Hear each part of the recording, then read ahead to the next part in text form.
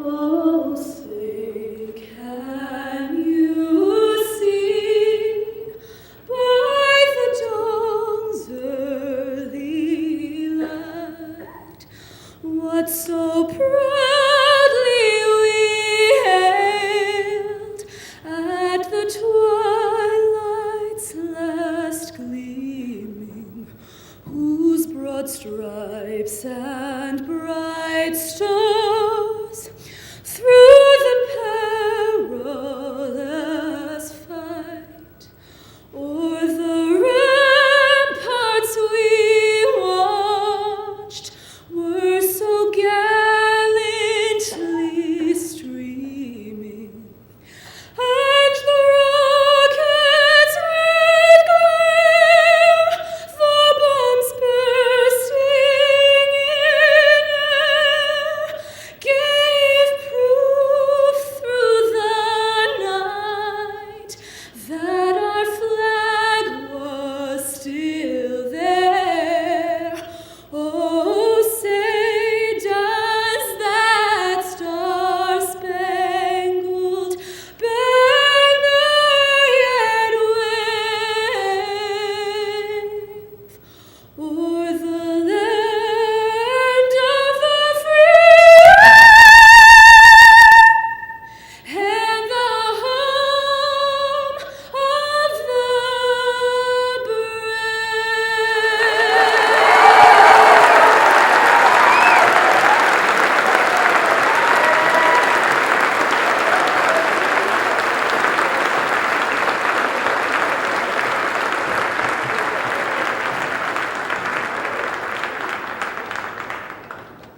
I pledge allegiance to the flag of the United States of America and to the republic for which it stands, one nation, under God, indivisible, with liberty and justice for all.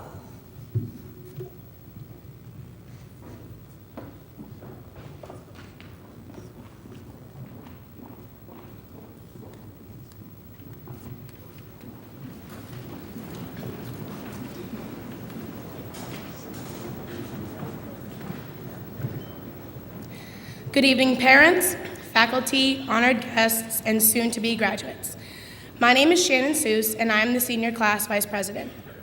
Tonight, we dedicate our class night to Mr. Jeffrey Theodos, the man that has kept us all in line for the past 4 years. I won't say too much about him just yet, because we've got something special for him coming up. But I will say that I will always remember Mr. Theodos as the man who constantly scolded me for wearing my Steelers jersey to school. Before we start up tonight, I'd like to say a few words. To the parents of the class of 2012, thank you for all of your love, guidance, and support. None of us would be up here tonight had you not helped us and showed us the way. I hope each and every one of my classmates tells his or her parents how much they mean to them and how much they appreciate them and how much they love them tonight. I know that I don't tell my parents enough how much they mean to me, but I hope that they know that I'll always be happy to look back on my high school years knowing that they came to support me at every basketball and softball game, every banquet, and every chorus concert. I love you guys. To the teachers, you've put up with us all these past 4 years, and I'm sure it's a slight relief that you won't hear us screaming Seniors 12 down the hallways anymore. But in all seriousness, you've all played a key role in shaping us into the people that we are today. You've taught us typical things, like the chemical formula for glucose, Shakespeare's use of iambic pentameter, and the writing of the Constitution. But I'm sure that most of us will take the life lessons with us and cherish them forever. We've figured out the subjects that we like best, we've figured out who we are, and we've figured out the type of people that we want to be. Thanks for all the laughs, the tears, the stress, and the support, because you really mean a lot to us. And last but not least, to my classmates. Isn't it weird being here right now? I know how much all of us just want to get out of here and go on to college and start a new life. But now that it's here, I know that I wish that I could start high school all over again. Because I'll miss this place more than anything, and it's because I'm a townie. I'm sure many of us are wondering how we'll ever survive in the real world. And how many times have you said, when will I ever use this in real life? My advice is take what you learned in high school and apply it in real life. And I'm not talking about square roots or chemical equations. I'm talking about the principles that we've all learned: honesty, discipline, trust, hard work, and respect. Honesty is the best policy. Be honest and be able to admit to your mistakes. Show discipline and know how to act in different situations. Be able to trust others and show others that you are trustworthy, because you won't get very far if you have no one to trust. Whatever it is that you choose to do, you need to work hard for it, because nothing in life comes easy. Each one of us has to work hard in order to achieve all of our goals. Lastly, always remember the golden rule. Treat others the way that you want to be treated. Have respect for others, and most importantly, have respect for yourself. The past 4 years have been an absolute blast, and I'll miss everyone. But I hope you all know that if you ever feel like you have no one to turn to, always remember that the class of 2012 will always be on your side. Thank you.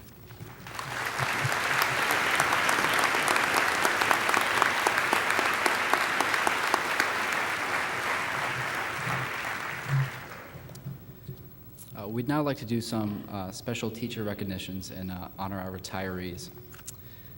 First of all, I'd like to take this time to call upon our principal, Mr. Jeffrey Diedas. When we first came to Foxborough High School as freshmen, we were greeted to a warm welcome from Mr. Diedas. I remember distinctly him speaking to our entire freshman class. One piece of salient advice he offered us was make the most of your time here. I can confidently say, 4 years later, that Mr. Diedas has played an integral role in shaping each of our high school careers. As our principal, he has served as an impassioned role model, friend, and educational leader for all of Foxborough High School. He is an educator who is always looking out for the best interests of his students, and that's the bottom line. On behalf of the entire senior class, I'd like to thank you for your service as our principal. You have truly made a significant impact on all of us, this entire school, and we would like to offer you our most sincere thanks.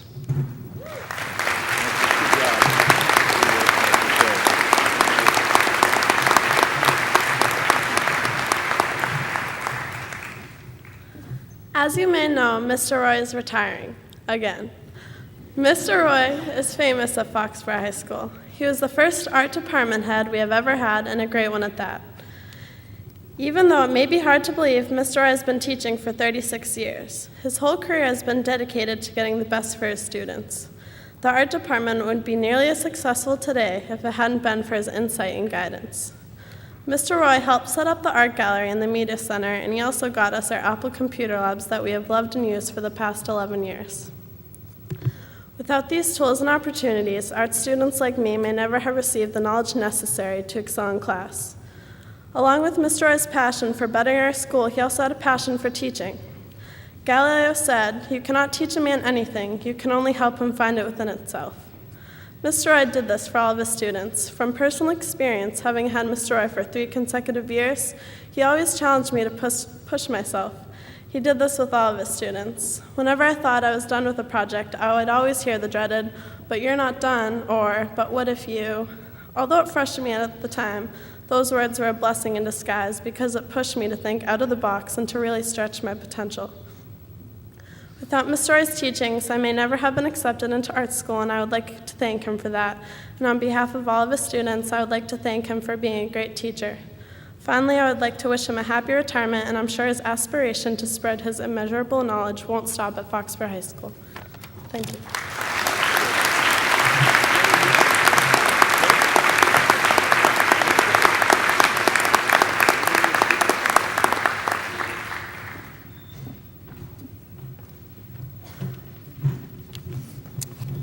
Many of you, I'm sure, have not had the pleasure of having Mr. Massey as a teacher. As initially intimidating as he can be, he is certainly the most influential teacher I have ever had as a student. His passion for not only music, but excellence in general is inspiring. Mr. Massey always tells us excellence is paying attention to detail and working harder than everyone else. It doesn't matter if you're the best player around, it just matters that you work hard at what you do.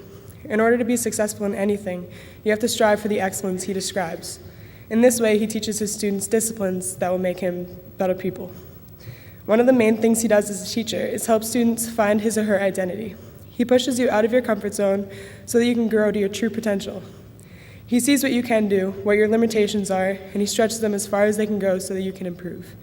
Without this encouragement, I could still be like the shy freshman I was when I walked into FHS. After having him for 4 years, he has grown to be somewhat of a father figure in my life. He always seems to know what's best for me and will give me advice in a split second if I'm in need.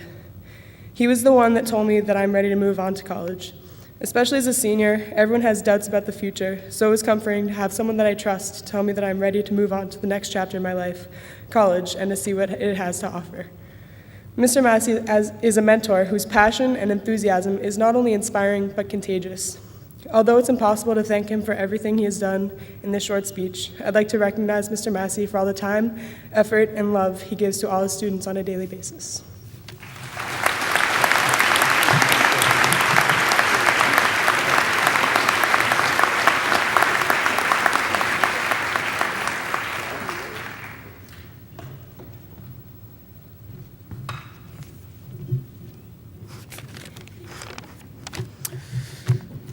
There are literally too many things to say about how awesome of a teacher and person that Mr. Kaiser is. I've learned such a vast amount of history throughout the past 4 years and was lucky enough to be in his class for 2.5 of them. I'm considering one day becoming a history teacher myself after college. Had I not had Kaiser as a teacher, there's a good chance I wouldn't want to pursue that profession. My freshman year, the very first class I had was world history, and the very first teacher to greet me was Mr. Kaiser. Our freshman year class was a fun one. Having it first period every day wasn't always a treat since we were pretty much dead tired. But Mr. Kaiser always motivated us with activities such as CNN Student News featuring Carla Zeus. My junior year, I became an America at War graduate. I have to give Mr. Kaiser credit for not going insane with some of the other students in the class. While many funny things were said, many incredibly dumb things were said as well. But that was definitely one of my favorite classes to go to every day, since World War II and Vietnam are my absolute favorite things to learn about. My final and favorite class with Mr. Kaiser was AP European History. This year's Period 7 class may have been the most evenly split personality-wise. On one side of the room was all arguments about sports, and the other side was full of musicians. It's quite entertaining listening to each side of the room argue about whatever it was they were talking about, but it was always great entertainment, especially when Kays got involved. Aside from my fellow classmates, the class itself was one of the most rigorous courses I've ever taken to date. I didn't always have the best test scores, but Kays always encouraged everyone to continue on with life and to persevere in the future. I'm so happy that I did take the class. Had I not, I wouldn't have gained the knowledge I need to even consider teaching history. While some of the class material was on the rather dry side, Mr. Kaiser did everything he could to liven up class, such as the use of PowerPoints and Mel Brooks movie clips. Outside of school, I actually got to work with Mr. Kaiser this spring by helping coach his son's baseball team. The A's went 11-2-1 this year under our leadership. Even though the kids are only 9 and 10, Mr. Kaiser's knowledge of baseball and coaching drills and tactics were what led us to becoming the unstoppable force we became. I picked up a few pointers myself while he taught the kids the basic fundamentals of hitting, coaching, catching, throwing, and pitching. Helping coach the A's this year was one of the most exciting experiences of my life. Ever since my dad coached me when I was younger, I've been dying to coach a team, and Mr. Kaiser gave me that opportunity. I'm extremely grateful for that, and there are so many great moments I've had at FHS these past 4 years, but the majority of them occurred in room 229. In addition to all of the historical knowledge and further knowledge in baseball that was acquired, I've learned a lot about life in general in Mr. Kaiser's classes. A lot of his America at Life moments have made us students realize life isn't a fairy tale, but if you follow what interests you, if you make the right choices and do what you love to do, you'll be successful. Kays, thank you for the time and dedication you've put into your classes that you teach. I can honestly say you've helped me out a lot over the years, whether it's an academic matter or a personal one. It won't be the same in September when I can't walk by your room and give you my daily head nod in the hallway. I can assure you everyone here tonight that had you in the past is just as grateful as I am to have been a part of the legacy that is room 229. I'll be sure to keep in touch, and I'll be back to visit too. Again, thank you, and go A's.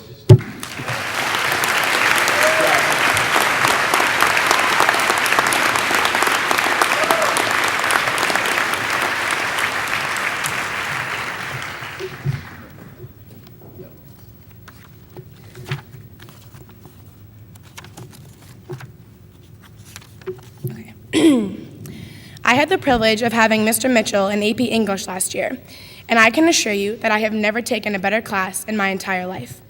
I learned how to write persuasively. I learned a couple hundred new vocabulary words. I read some amazing poems and some inspiring novels. I knew the art of rhetoric like it was the back of my hand. But what I will forever cherish are the life lessons that I learned from Mr. Mitchell.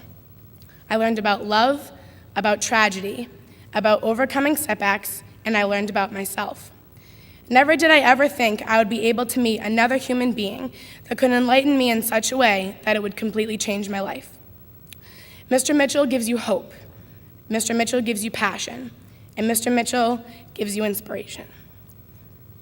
How many of my classmates have had the privilege of having Mr. Mitchell?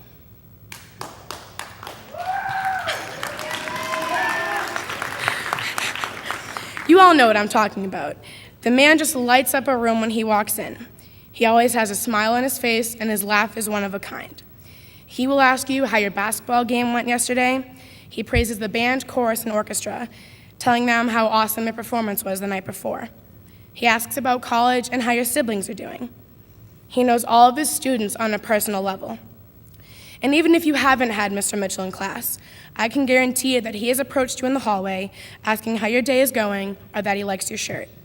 He has a personality that none of us will ever forget. And I know that this little speech doesn't do Mr. Mitchell enough justice, but I hope that it painted you a portrait of who Mr. Mitchell is. We all love him dearly, so thank you, Mr. Mitchell, for enlightening us all and showing us what it means to enjoy life to the fullest.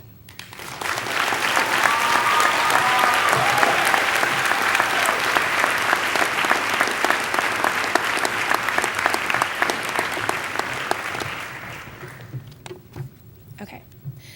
I would like to take this time to recognize the students that have been a huge help to us officers over the past 4 years. Some have previously served as officers, some have been class representatives since they were freshmen, and others have come by whenever they could to assist us in whatever was needed. Without these people, our jobs as officers would be a whole lot more difficult, and we would never have been able to accomplish as much as we did. Whether it was making signs for the pep rallies, selling tickets to prom or class t-shirts, volunteering at our Founders Day booth, or collecting those dreaded class dues, these people really have helped us a bunch, and we want to acknowledge them for their hard work. When I call your name, please stand, and I ask that you hold your applause to the end. Leah Callahan, Katie Delaney, Liz Delaney, Andrew Moses, Jen Peterson, Brendan Sullivan, Erica Leonard, Alana Prinos, Julie Shaner, Kayla Carew, Brett Murray, Christina Ketchum, Jacqueline Bailey, Katie Shea, Sarah Curran, Brooke Martiniak, Emily McGowan, Kaylee Reese, Abby Tepper, Sean Philbin, Hannah Whitney, and Alex Noonan. Thank you all so much for all of your help. We couldn't have done it without you.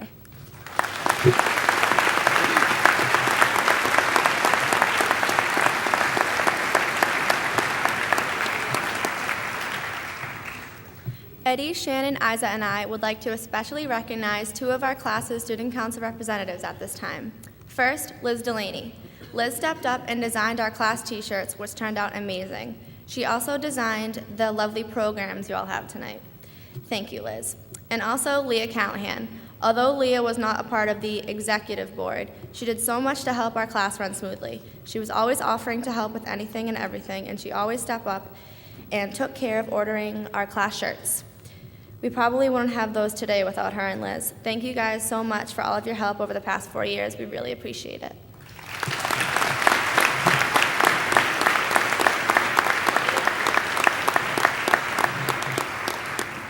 Leah.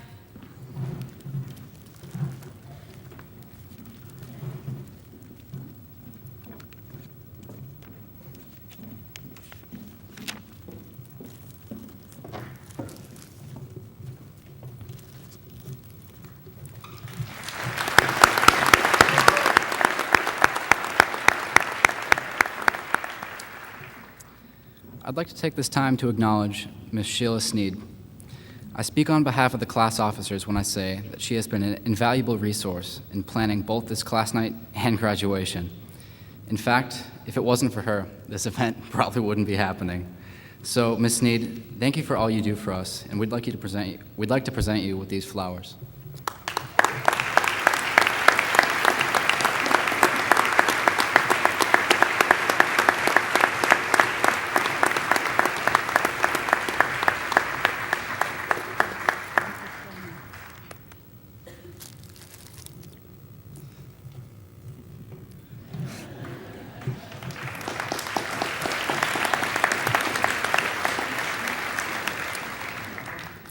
Now I'd like to take the time to recognize Mr. Joe O'Neill. For those of you that don't know him, he is the resident college counselor at Foxborough High School. For the 2 years he has known us, he has been a tremendous help throughout the college process. He is an absolute wealth of information about colleges, and another reason why Foxborough High School is such a great place to be.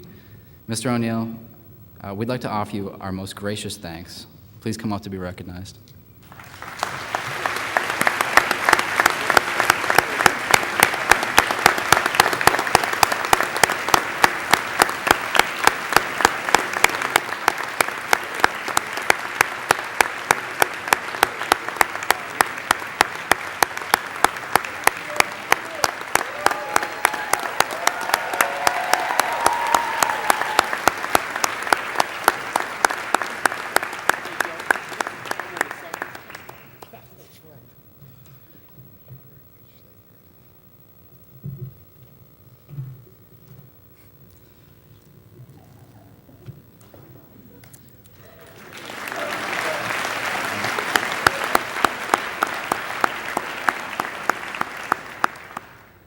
And now I'd like to introduce Mr. Jeffrey Theodos.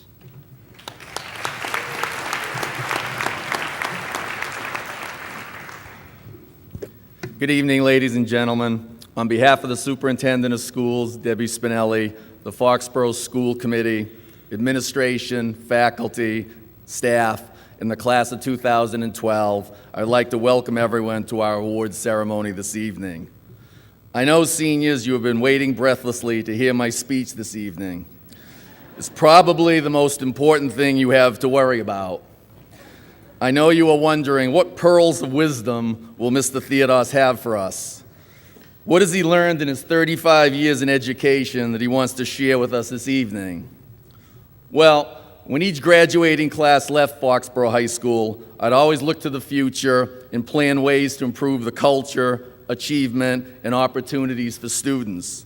As a former coach and administrator, the words "wait until next year" resonated in my mind because we are in a recession-proof business. There will always be another group of kids coming through, whether it is another team to coach or another class to guide. Well, like you, I am at a crossroads. Do I work? Not work? Lie on the beach? Move to a smaller house to minimize my mortgage? Let my children figure out the best way to pay off their loans? Do I get a part-time job? Find another full-time job? So for the first time in almost 20 years, my anxiousness about the future is similar to yours. In your case, are you going to college? What will you be studying? How much in loans will you be willing to pay? What will your earning potential look like when you get out of school? If you are not going to college, what are your employable skills? If you are going into the service, what training opportunities will you have? Again, what kind of skills will you acquire? The emotional gamut you will go through is normal and daunting, but life is about your journeys, the excitements, the disappointments, the highs, the lows. Those of you receiving awards this evening and Sunday during graduation will be applauded. You will bask in about 30 seconds or so of glory, and then life moves on. Remember your excitement when you received top recognitions at the Ellington Jazz Festival, competing against the best high school musicians in the country. Remember being recognized as the Boston Globe Scholastic Key Award winner in art. Remember the Chamber of Commerce breakfast recognizing you as one of the top 10 graduating students at Foxborough High School. Remember your big game victories, league championships, and other individual honors.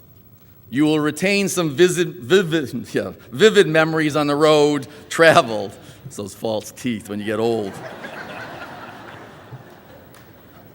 I don't find that funny at all. But the bonds you have created with your classmates, teammates, homeroom mates, club mates, CCD mates, during your 12 years of friendships or more will be remembered forever. As we move closer to Sunday's graduation, we begin to think differently about our journey. For seniors, tonight and Sunday is a night to celebrate and cheer. For parents, it's a night to reminisce about the past. Parents, remember that first special occasion occurred sometimes in 93, 94, when together as husband and wife, you saw the doctor deliver the baby, and for the first time you held your child. Or, if you were ambitious like the Boger, Hurd, Gallagher, Quadrosi families, you decided 2 is better than 1, and you held 2 children for the first time. Or maybe like me, you received a call received a call that your son would arrive at JFK Airport that afternoon. Whether your child was born from the womb or from the heart, it is a new beginning. Then came bathing, changing them, watching them take their first steps, watching them get on the bus all dressed up with their backpacks, nervously leaving you for the first time to go to school. Listening to them say their first swear and wondering how the hell that happened. Helping them to celebrate their victories and consoling them in their times of disappointment to your presence here this evening. These are the memories you will take with you as you continue the journey. So, what tools and skills will you need along the way? First, you need to believe in yourself. A quote from Mark Twain, "The worst loneliness is not to be comfortable with yourself."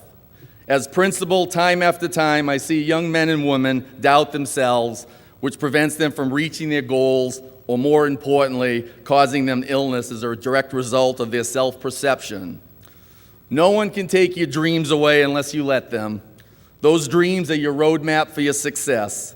You've heard before about the number of superstars, multimillionaires who have failed many, many times, whether it's the Henry Ford who failed 5 times before succeeding, R.H. Macy of Macy's Department Store who failed 7 times, Michael Jordan who was cut from his basketball team. The examples are endless.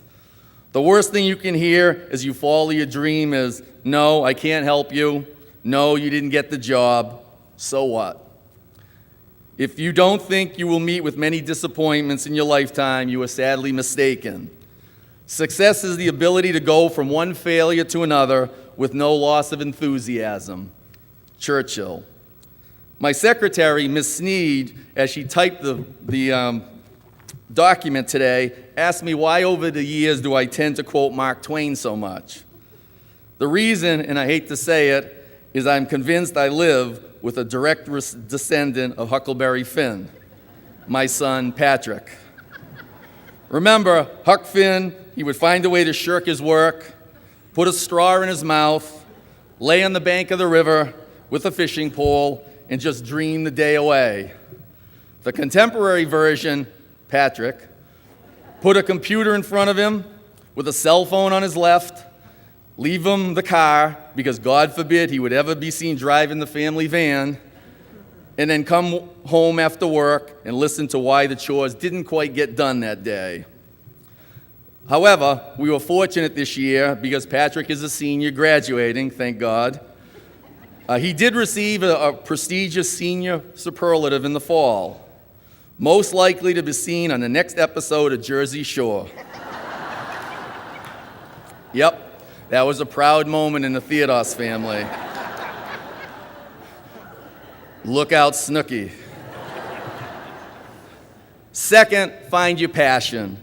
Go to college and try many different classes to find a certain something that makes you tick, that excites you, that makes you want to get up in the morning and learn something new. The passion for what we do allows us to find the meaning in our work.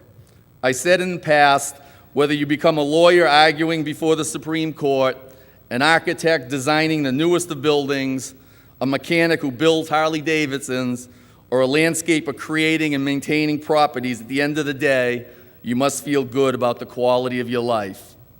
Third, have class. What does class look like?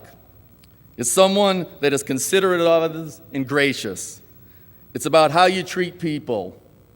It's treating the checkout clerk at the grocery store no differently than you would treat the bank president. One of my favorite football teams was the 2005 Patriots, with players such as Vinatieri, Brady, McGinnis, Vrabel, Brown, Bruschi, Belichick. This group, to me, personified class. I truly believe they wanted to be identified as men of distinction, professional in their approach to the job, yet individuals people could identify with, be proud of, and cheer for. After 35 years in education, I know this for sure, the class of 2012 has class.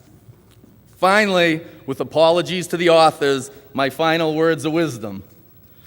Always remember the kind words you say to someone who looks up to you, maybe that defining moment that positively shapes some young child's vision of themselves. Second, a word to the wise isn't necessary. It's the ignorant ones who need advice. 3, do something you love to do and you'll never work a day in your life. Remember to thank your parents, because until you become one, you have no idea of the grief you have caused them and the sacrifices they have made for you. And by the way, like Shannon said before, it's all right to tell them you love them. High school is a lot like toilet paper. You only miss it when it's gone. 20 years from now, you'll be more disappointed by the things you didn't do than by the ones you did. So remember, class, no regrets. To the class of 2012, congratulations. My journey with you has been enlightening and has truly allowed me to meet some of the finest young men and women I have ever been associated with. May success and happiness shine upon you always. Thank you. Remember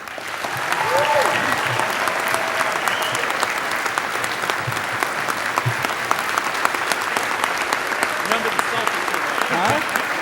Selfie. Thank you. Thank you. Thank you.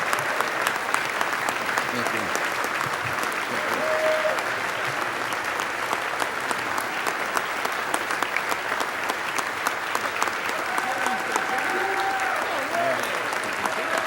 Thank you, thank you, thank you, thank you.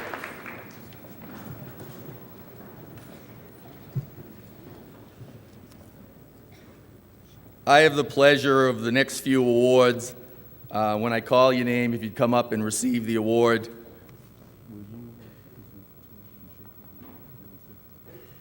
The first is the Massachusetts Secondary School Administrator Association Student Achievement Award.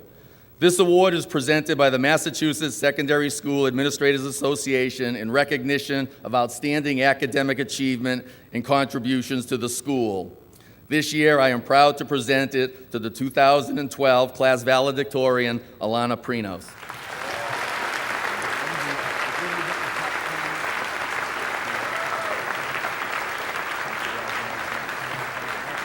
Congratulations. The National Merit Scholarship Program, of the 1.5 million entrants, only 50,000 with the highest selection index scores in critical reading, mathematics, and writing qualify for recognition in the National Merit Scholarship Program. I am pleased to announce that Brett Cressy has been recognized as a commended student in the 2012 National Merit Scholarship Program. Congratulations, Brett.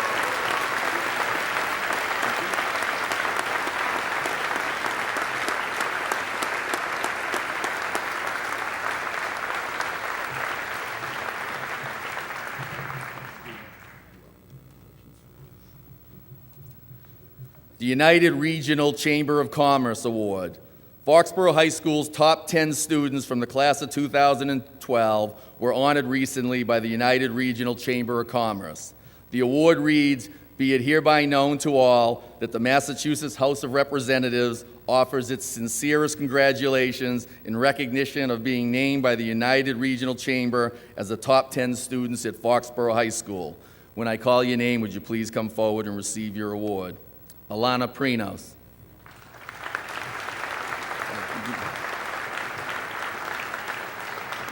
Kaylee Reese.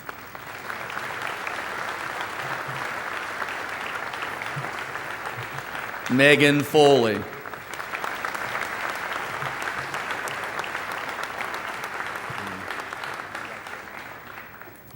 Kelsey Evans.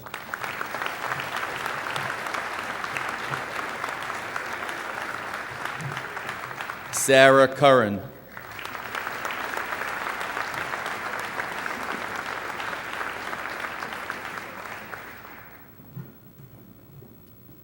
Brett Cressy.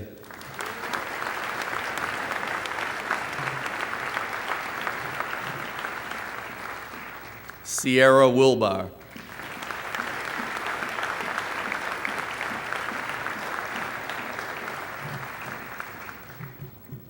Catherine Delaney.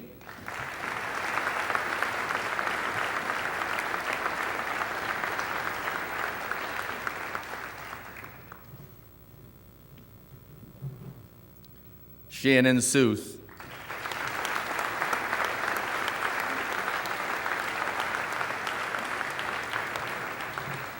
Samantha Carlson.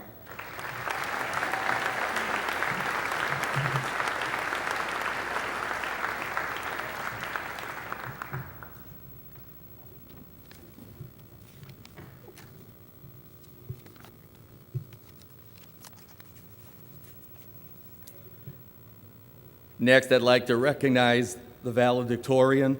Excuse me. Alana Prinos, would you come forward, please?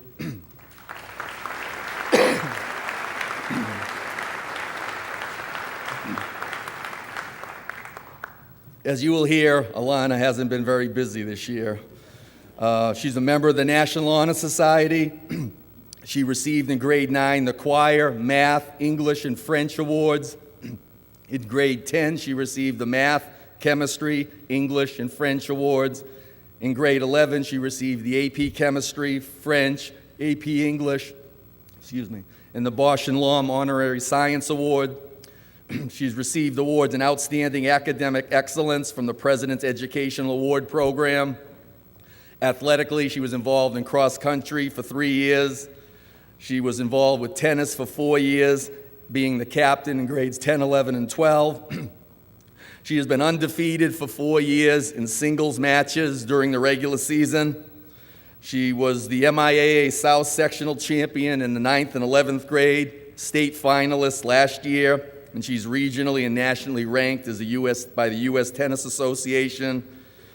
She's a member of the Student Council, Best Buddies, Choir, History Club, SAD, including VP in senior year. In the National Honor Society, she's the Community Service Coordinator.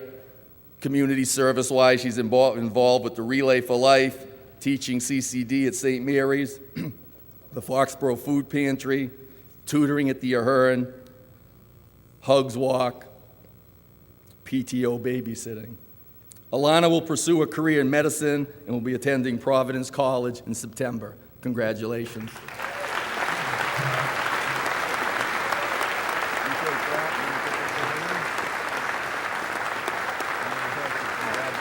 Well done.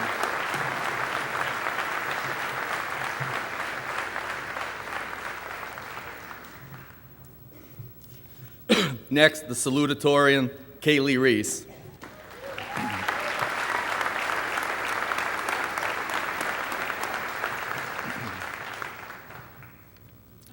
Kaylee is a member of the National Honor Society, where she's the secretary. She was a recipient of the Brown Book Award. She received academic excellence awards in English, French, history, and music, and she received the National Choir Award. She's involved with the chamber and concert choir. She's president of the concert choir. She's a librarian for the jazz choir, singer for the Jazz Ensemble Theater, member of SAD, where she's the publicity coordinator. She's attended all state and all East music festivals. She tutors for English and French. She's been involved in the Relay for Life. She volunteers for voice lessons, and she's been a drama counselor at Expanding Horizons Summer Camp. Kaylee will be attending Northwestern University, concentrating in a dual career on vocal performance in English. Kaylee, congratulations.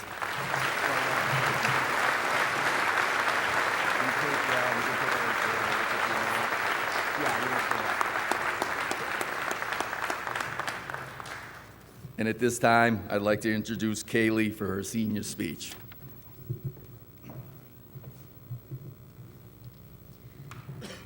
To be frank, I'm daunted in this moment. To have this stage, this time, to speak in this company is an honor I'm humbled to accept. And now for something profound to say. I'm not naive. I don't intend to enlighten any of you with my words tonight, but instead to share some of what I have learned through my experience in the last 4 years. It is almost impossible to find words to describe what it is that makes up the mosaic of a high school experience.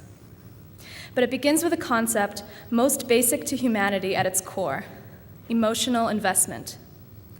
Why is it that I can recall every sensation I've ever felt on stage performing with poignant clarity, yet I can't recite to you every decimal point in my grade point average?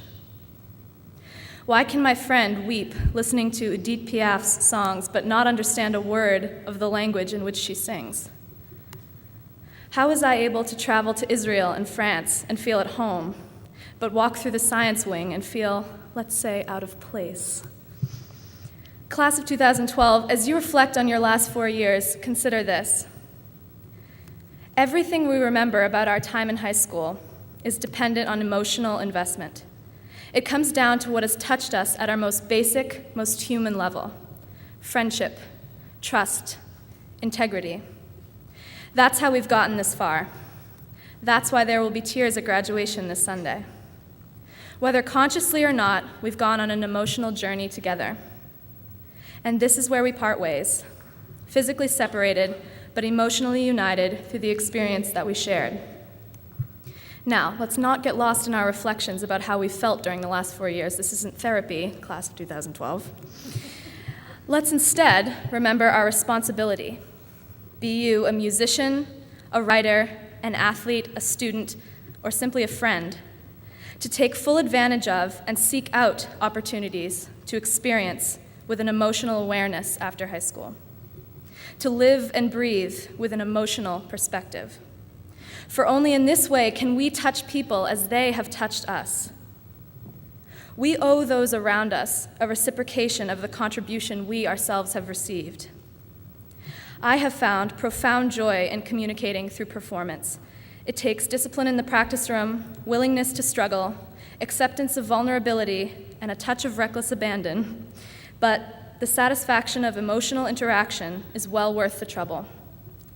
Some of you have found this satisfaction in the intimacy of a team huddle or in the writing of a provocative essay. Others find it volunteering their time to a charity or a club. How about on the common after our last day, or last night at the dance? What I do know is that we've all found some form of emotional fulfillment in the friendships that we've made here. And in this time of transition, we want to reminisce about and cherish these friendships. One often hears about leaving a legacy, and we've undoubtedly done so. What isn't considered enough, though, is the legacy we've left, not on this school, but on each other. Think about your friends, the struggles and the triumphs you've gone through together. We've cried on their shoulders, they've cried on ours. Long nights, road trips, laughs. Of course, your best friends have had a palpable impact on your life. But now think about those you'll never spend so much time with again. Those acquaintances, those passers-by in the parking lot or the hallway. Haven't they too had an impact? My day has been changed with so much as a smile between classes. Knowing that we're going our separate ways, some like me further across the country than we ever intended, we must adapt, but never forget. Make new friends, but remain faithful to the memories of the old ones. In years to come, you may forget faces and names, but you won't forget how high school felt. The big picture made of finer, smaller details, a mosaic. We know now that we all have the capacity to affect the lives around us because we all have something unique to give. Class of 2012, I can almost guarantee that you've changed lives around you without even knowing it. Imagine the impact we could have if we made it our goal to consciously look for ways to connect to others on this level. Our contribution to Foxborough High School is only a fraction of the contribution we have the power to make in our future. If our time in high school has left us with this notion, it has surely been worthwhile. As for me, I'm going to continue searching for music that sends chills up my spine and find friends to share it with.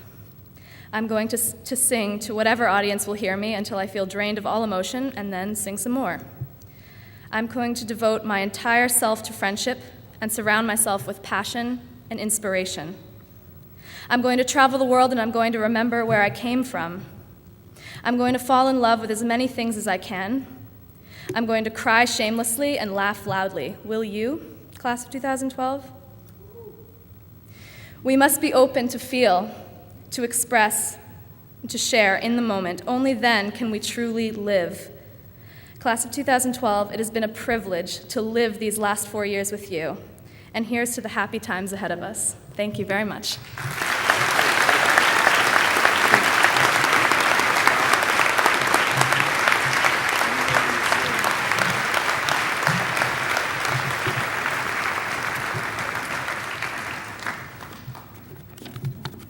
Thank you, Kaylee. Now I'd like to present some student leadership awards, beginning with President Eddie Shine. Ed, if you come forward. Ed is a member of the National Honor Society. He's received awards in English and physics. He's been class president for the past 4 years.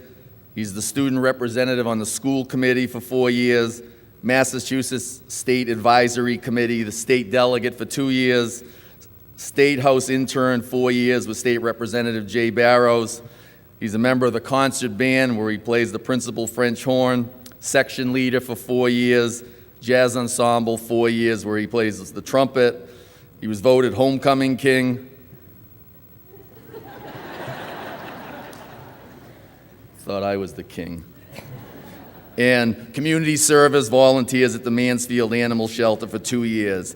Eddie will be attending American University in September, studying political science. Eddie, well done.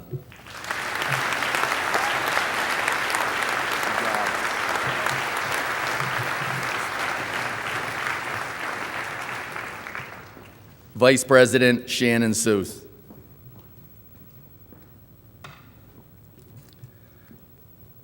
Shannon is a member of the National Honor Society. She received the Spanish 3 and 4 awards. She received the Wellness and the Music Choral Award. She received the Regis College Book Award and is a recipient of the John and Abigail Adams Scholarship. She was a member of the softball team for 4 years where she was captain, receiving Most Improved in softball in the 11th grade. 4 years played basketball for 4 years, receiving the Coaches Award. She's been the class vice president for the last 2 years, a class representative as freshman and sophomore, member of student council for 4 years, the parliamentarian of the executive board in her senior year. She's also a member of the choir for 4 years where she was a secretary for the 11th and 12th grades, section leader for 3 years, member of SAD, member of peer mediation, a cappella choir member, getting tired, voted homecoming princess. Other, I like this one, it's probably a Patrick tally, I think. Voted most likely to be a townie in most school spirit. Shannon will be attending Bridgewater State University, majoring in elementary education. Congratulations, Shannon.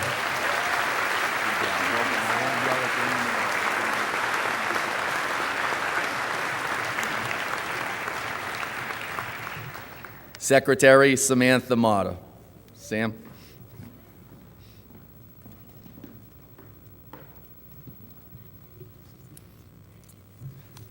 Samantha is a member of the National Honor Society. She received the Wellness Award, the Scholastic Art Award in Graphic Design, the Light and Hope Award from Stonehill College.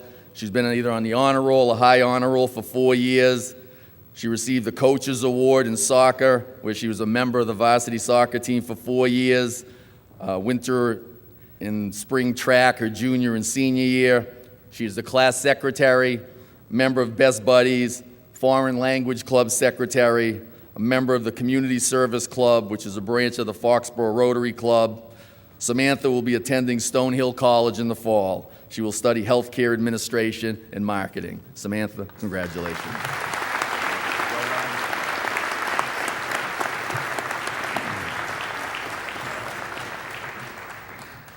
The class treasurer, Isa Zia. Isa?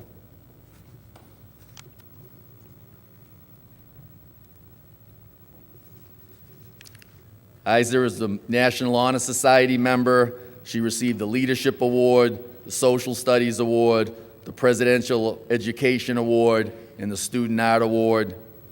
She's been a member of the Student Council for 3 years, a delegate of the Student Council and the Executive Board, class council member for 3 years, member of the marching band for 4 years, and a member of the band for 4 years. She plays the flute in various groups of the music program, in the concert band, the flute choir, symphonic wind ensemble. She teaches private lessons. She's in the jazz choir. She received the Outstanding Music Award as a sophomore. She's a member of the Literary Magazine. She participates and volunteers in the Islamic Center of New England. She's involved with youth group volunteering at summer camps, and she also volunteers at Norwood Hospital. She will be attending Simmons College in the fall, considering a major in pre-med. Isa, congratulations.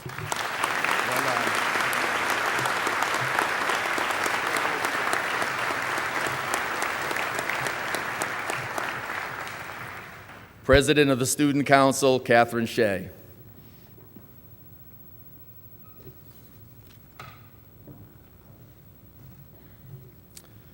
Her underclassmen awards include Spanish Award, Jazz Choir Award, Choir Award, Society of Women Engineers Award. She's been a member of the Student Council for 4 years, where she served as the Executive Board President. She was the Executive Board Historian in grade 11. She's involved in the Community Service Committee, Commonwealth Award winner, involved with the Concert Choir, where she's a soprano section leader, music librarian, vice president of the choir, grade 11. She's been involved with the Southeastern Mass District Festival, the Mass All-State Festival. She's been involved with the Relay with Life, Birthday Wishes, Rodman Rides for Kids, Sturdy Hospital Volunteer.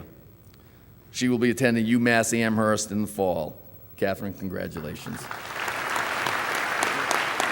Well done.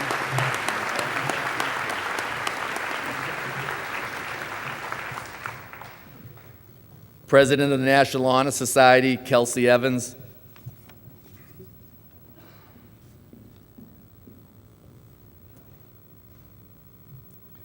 Kelsey is a member of the National Honor Society, where she serves as National Honor Society President.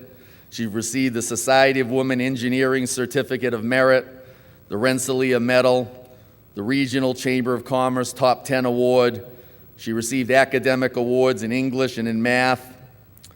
She's a member of SAD. She studies and danced competitively at the American Academy of Dance throughout high school. She serves as a dance instructor at the YMCA and Dance Studio. Kelsey will be attending Cornell University. She will be studying chemical engineering. In her free time, she will be minoring in biomedical engineering. Congratulations.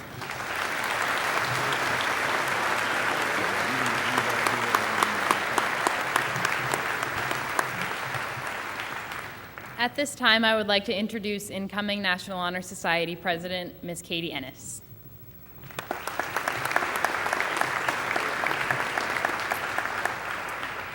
Whether it was a teacher, a captain, a parent, or even a friend, we have all had a leader or a role model in our lives who has pushed us, inspired us, and intentionally or not, shaped the person we have become. One such leader who has had an impact on my life is Kelsey Evans. From the day I met her, I knew Kelsey was a born leader, a person with confidence, self-motivation, and dedication. She's the person who people admire as a role model. Throughout her years here, Kelsey has left quite the legacy. Through the National Honor Society, she's inspired us all to give back, to lead, and to influence the community around us. As I am fortunate to be a National Honor Society member, I am able to attest to Kelsey's power as a leader. She has served the National Honor Society with grace, dignity, and poise. John Quincy Adams once said, "If your actions inspire others to dream more, learn more, do more, and be more, you are a leader." Kelsey has done just that. I would like to thank her personally for not only being a leader, but also a role model, who I will aspire to be like throughout my senior year. I wish Kelsey luck with all of her endeavors next year at Cornell University. I know she will be not only successful, but will continue to inspire, motivate, and impact those around her.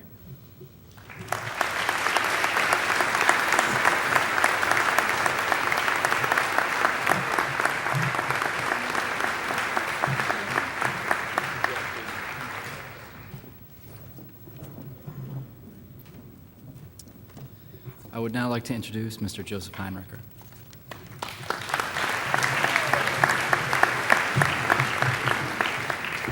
Thank you, Ed. And I'd first like to start by congratulating the class of 2012. You did an outstanding job this year.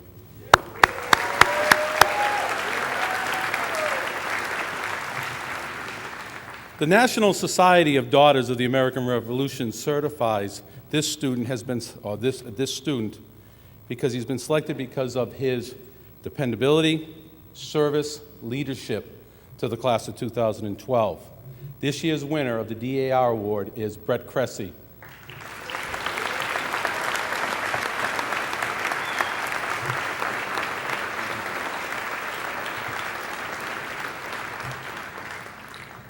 Brett will be attending Northwestern University.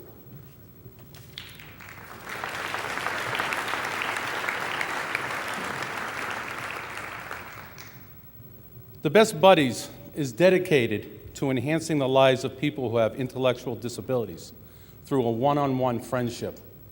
I participate in a skiing program that is similar to the Best Buddies called Ability Plus, where we teach intellectual and physical disability students how to ski. It takes a great commitment to be involved with these students. This student, who's the Best Buddy Award winner, is Catherine Delaney.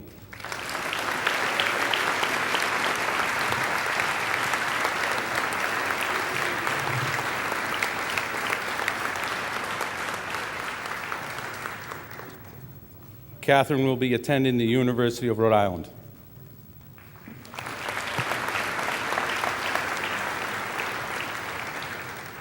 Senior medallions for the business department because Mr. McCabe had a collision with Mr. Carroll during a softball game and is unable to attend. But it works out pretty well anyways because the winner for the business department award is Julie Chan, and she is not here either. So on behalf of Julie, I'll accept the award. She did an outstanding job this year. Thank you.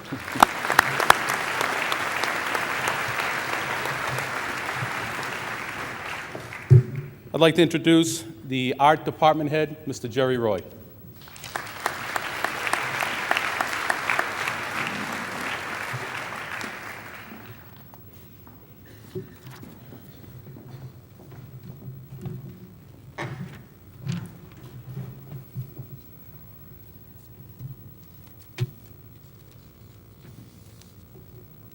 Good evening.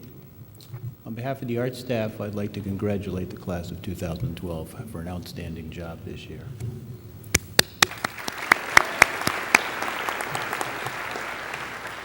I'd also like to thank the parents for what a great job you've done preparing these young people for us. And without your efforts and your dedication, this would not be possible at all. I'd like to start out and depart a little bit from the program since this is going to be the last time I get to do this after 28 years here at Foxborough High School. Each year our students enter the Scholastic Art Awards contest, which is the most prestigious art contest for students in the nation. And I'd like to pass out some awards to our winning students this year. First, Sawyer Fleck for design.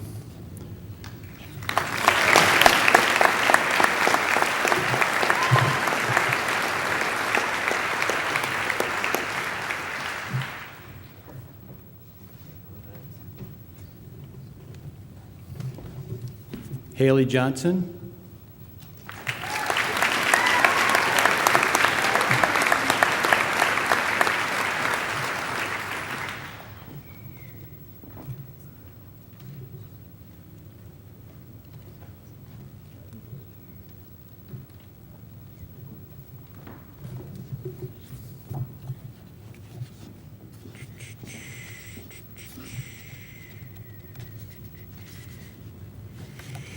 And 4 awards for Cooper Vacheron.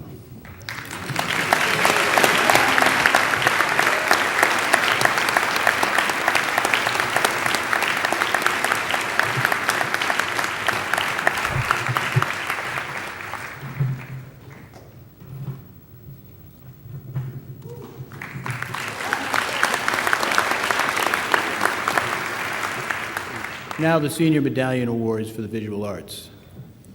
For outstanding achievement in computer-based advertising design, the award is presented to Elizabeth Delaney.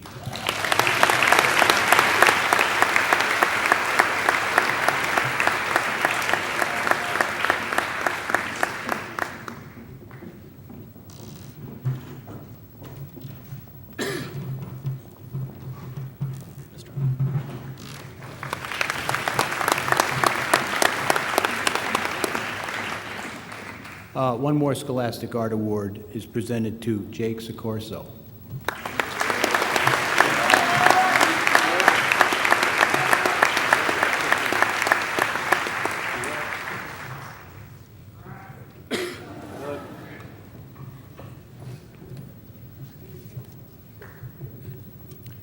The second computer-based advertising and design award is for film and video, and that award is presented to Cooper Bacheron.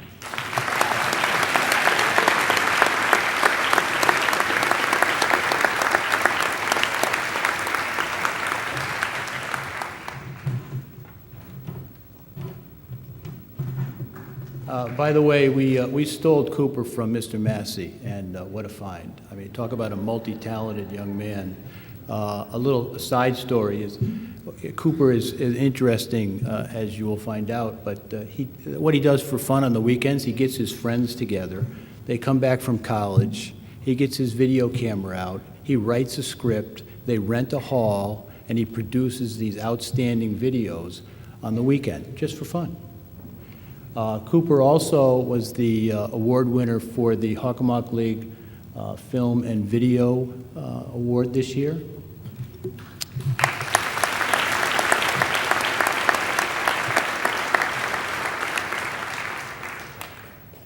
The last Visual Art Award is for outstanding achievement in the visual arts, and it goes to a young lady who is very dear to me, been a student of mine for 3 years, and the award is presented to Amanda Gallagher.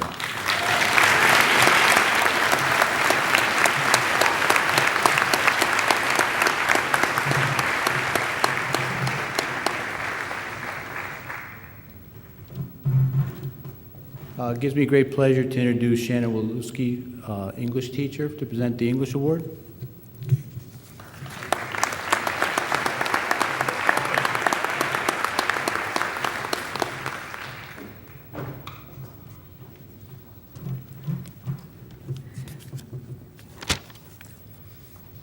Good evening. Congratulations to the class of 2012. I'm actually going to present the Theater Arts Award.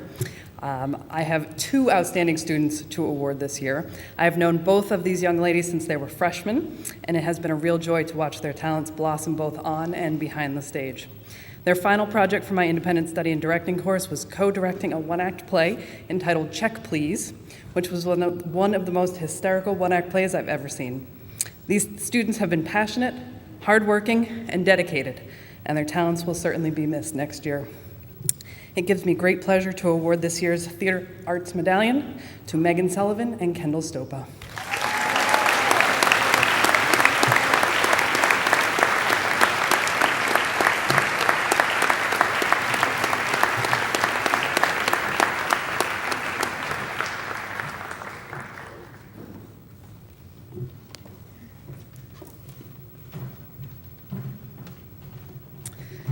And I'd now like to introduce the English Department head, Mr. Walter Mitchell.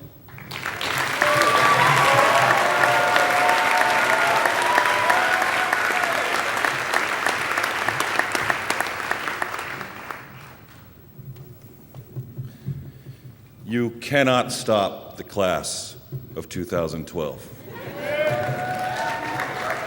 You can only hope to contain them. Right, Anthony?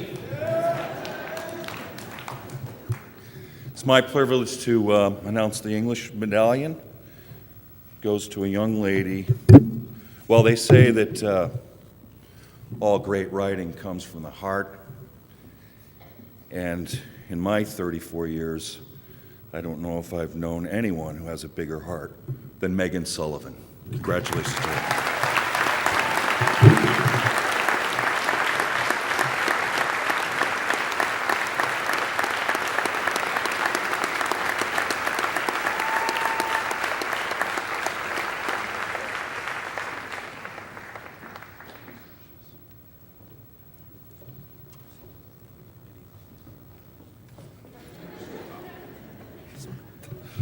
And now for the math medallion, Mrs. Sue Carl.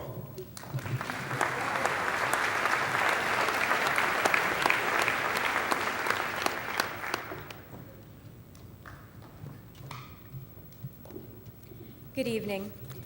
The winner of the Math Medallion is not only an excellent student who possesses the intuitive problem-solving skills that are necessary in solving the unusual or unfamiliar problems, but an outstanding and humble young woman. She possesses wonderful work habits and has taken 5 math courses during her 4 years of high school, including 2 advanced placement courses. Next year, she will be matriculating at Providence College. The winner of the Award for Excellence in Mathematics is Miss Alana Prinos.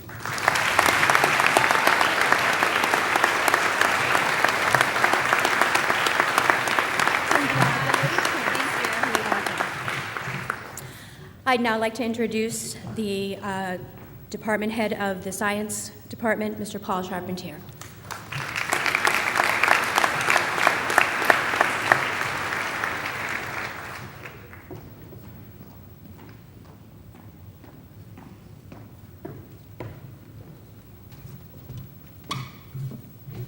Good evening. For the first time in my memory, we have co-recipients for the Senior Medallion for Excellence in Science. It's not possible to talk about one of these individuals without mentioning the other. One of these students completed 5 honors or AP courses in science, while the other completed 6. A's and A+ were the norm. They both displayed the ability to think analytically at a very high level. The science faculty could not select one of these students for this honor without feeling they were slighting the other. These honorees will continue their educations just 44 miles apart, according to Google Maps, one at Simmons College and the other at Providence College. It gives me great pleasure to present the 2012 Senior Medallion in Science to Samantha Carlson and Alana Prinos.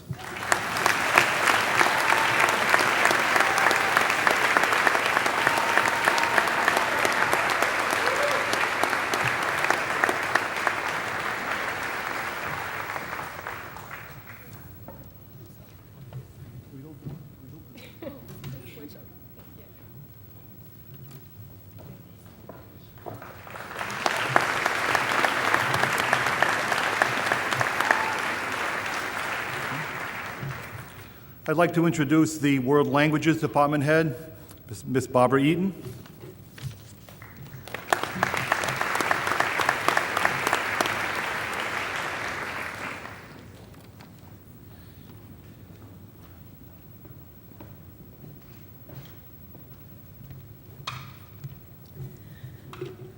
The World Language Department is proud to award the World Language Senior Medallion to a student who has shown an extraordinary commitment to the study of foreign languages. The student receiving this year's honor has taken the highest level courses in Spanish and French offered at Foxborough High School and plans to continue her language studies in college. It gives me great pleasure to award the Senior Medallion to Sierra Wilbar.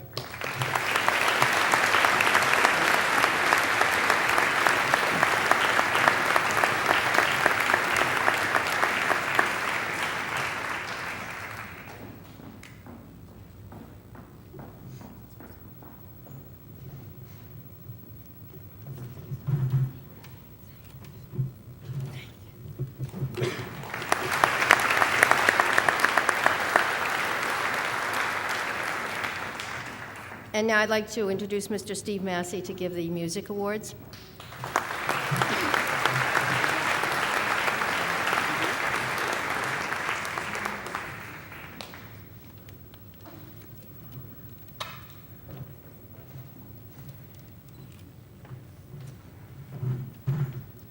Good evening. There are 40 students up here, hidden up here, who've participated in the band, chorus, and orchestra program for 4 years. And in my mind, they're all winners, and they're all fantastic young artists, and I'm extremely proud of all of them. We'd like to present the medallion to Murray Leahy.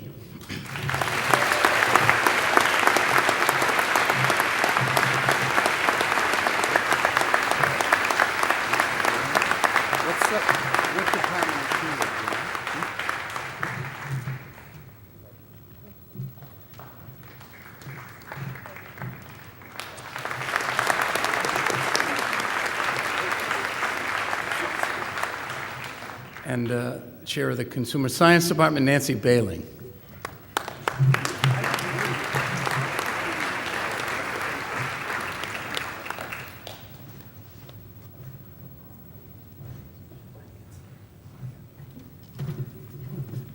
Good evening.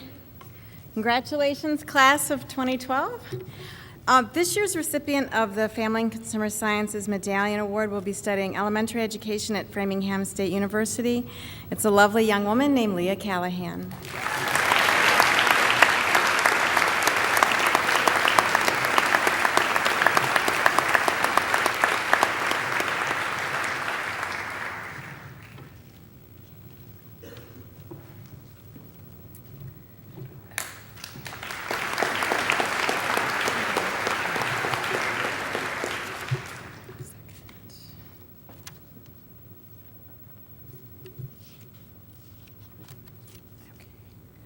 I'd like to introduce Mr. Ralph DeBona.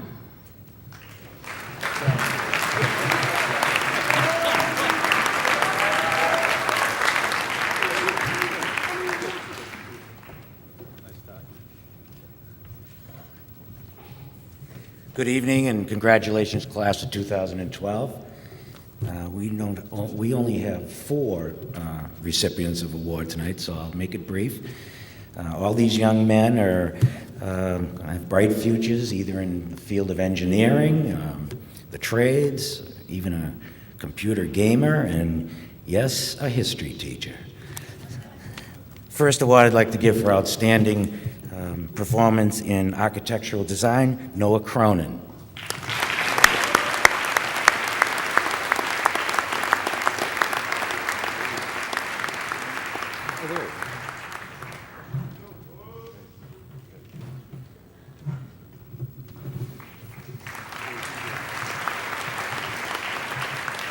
In the area of woodworking technology, Mr. Isaac Shakari.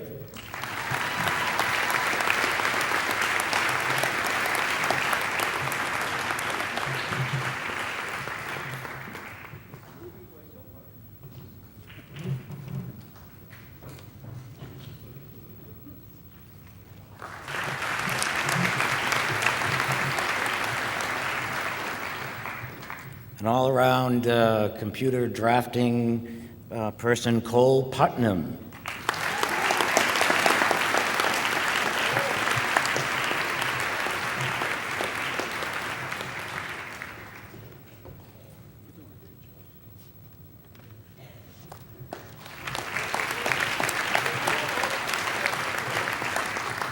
And last but not least, our future history teacher, Nicholas Roach.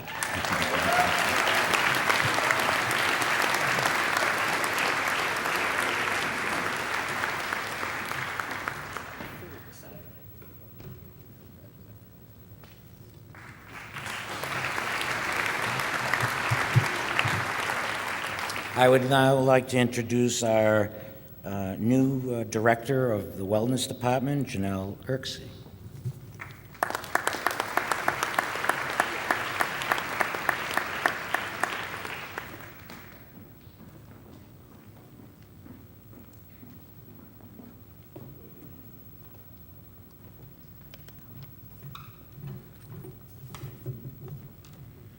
Good evening. I will be presenting 2 senior medallions tonight, or Wellness Warrior Awards, as we like to call them. Both students that we chose demonstrate character traits such as sportsmanship, teamwork, cooperation. The first award goes to a male, Noah Cronin. He took wellness all 4 years, and he helped us out a ton this year designing the disc golf course in Mr. DeBona's class, mapping out the holes, measuring them, and designing them. So thank you, Noah.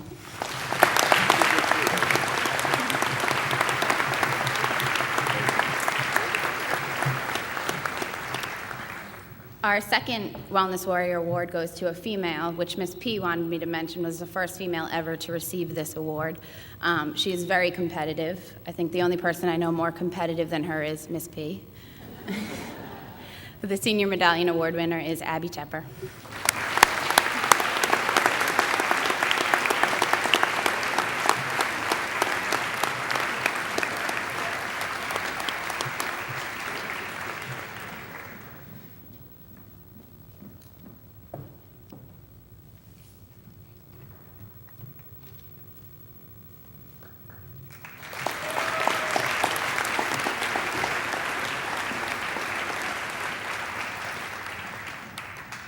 Next up is Mr. Tom Murray.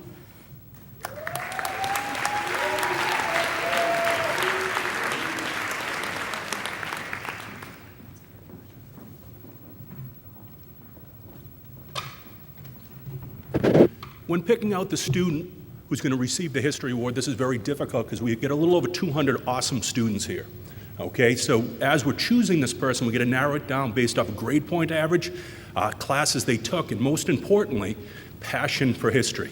And this year's recipient is Eddie Shine.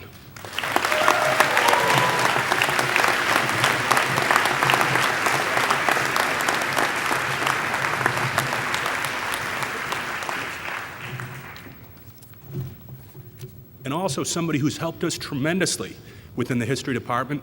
We're going to honor her with a book, Sierra Wilbar.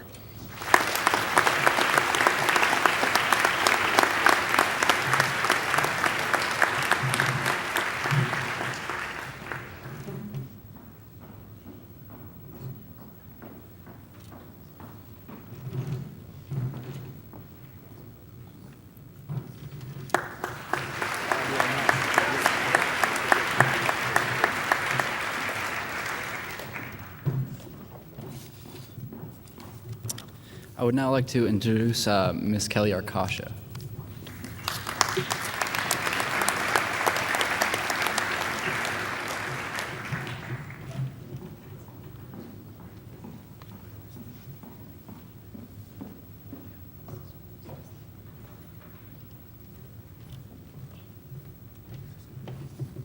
Good evening. As yearbook advisor for the past 5 years, I've had the honor of presenting the first yearbooks each class night to a distinguished group of senior editors. This year is no exception.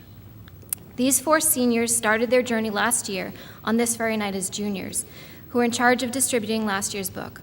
From that night on, these 4 fought through strict deadlines with the united goal of creating a lasting document that paid tribute to their senior class. It is because of these 88 edited spreads, because of the gathering of 25 senior stories, because of the countless hours spent in the back of the Seabad room editing senior video, and because of the loss of one's position and senior assassination for the cause of a yearbook sale, that I am honored to present the first yearbooks to your 2012 senior editors, Jess Bercoli, Liz Delaney, Amanda Gallagher, and George Eliopoulos.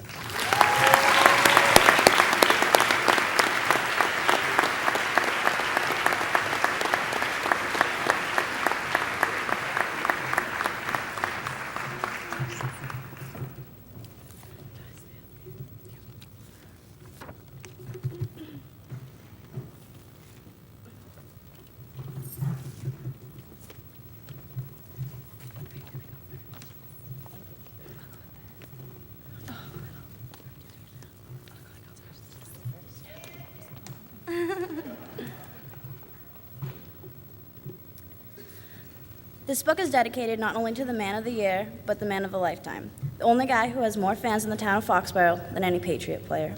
Gabriel Trost graduated from high school when he was 18 and joined the military.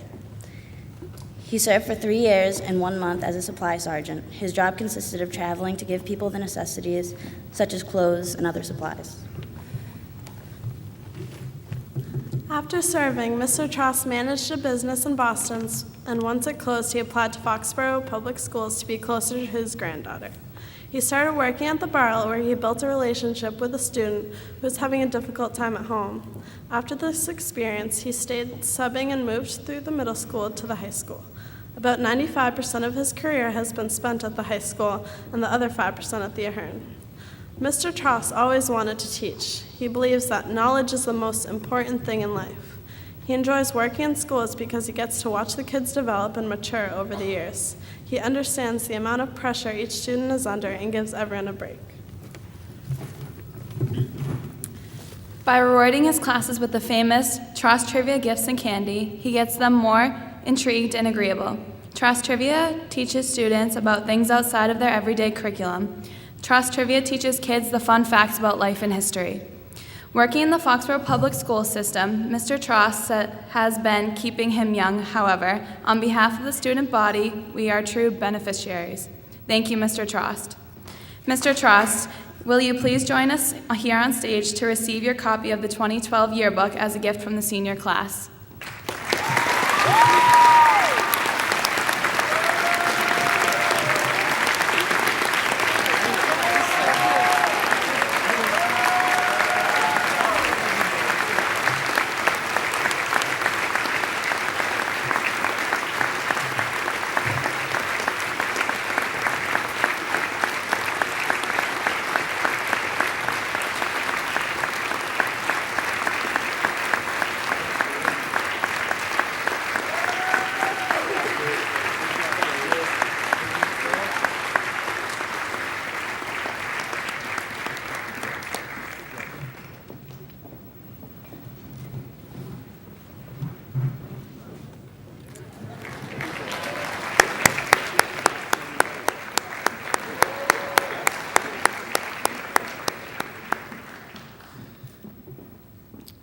I would now like to introduce the Student Council President for the 2012 to 2013 school year, Ms. Jacqueline McCann.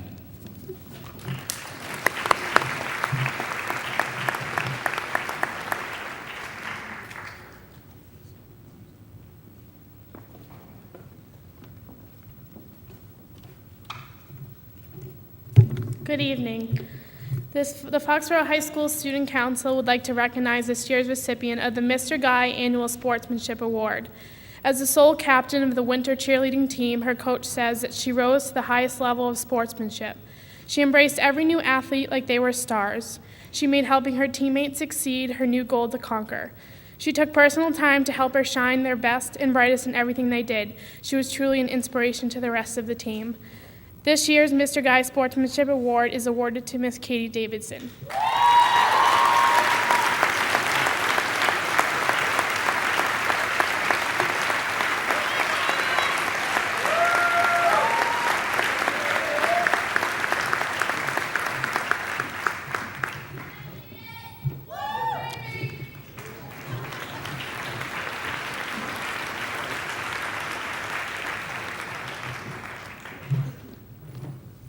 Would now like to introduce our athletic director, Mr. Craig Najarian.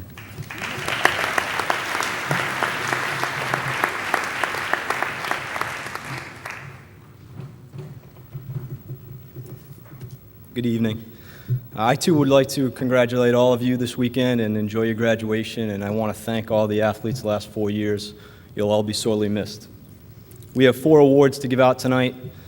They're all prestigious. Our first award is our Scholar Athlete Award. This is given to our best overall student athletes, our male and female. Our first male winner is a 3-sport captain in cross-country, indoor track, and outdoor track. He's a Hockomock League Scholar Athlete Award winner for this year, Boston Globe, Boston Herald, All-Scholastic. And it wasn't uncommon for me to be riding out of town and seeing him getting his miles in. It seems to be a common thread tonight, but you're not going to find a finer runner come through here, Brendan Sullivan.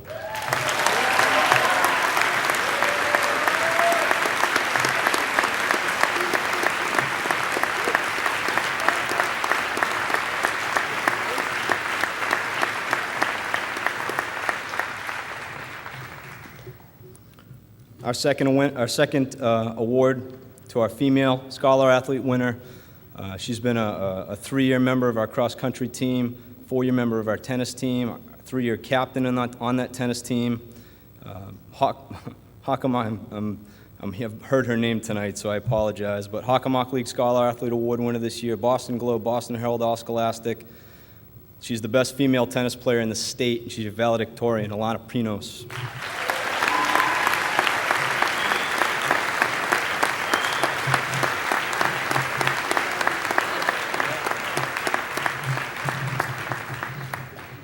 Our second award is our Blue and Gold Award. This represents overall excellence.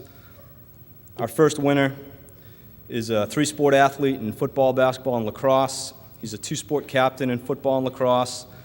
Recently, he was named a boys lacrosse Eastern Mass High School Academic All-American.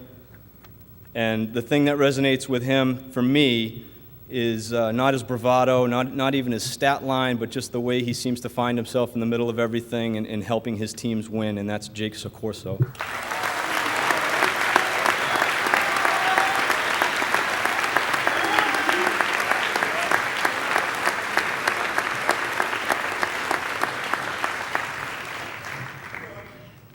Our female recipient is the captain of our swim team. She's really spearheaded this new program that's only been a couple years old. She's a Hockomock League and sectional champion in the 50-yard freestyle, and she finished 4th this year statewide. She's a National Honor Society Community Service Award winner, and she's going to be swimming at BC next year, Megan Foley.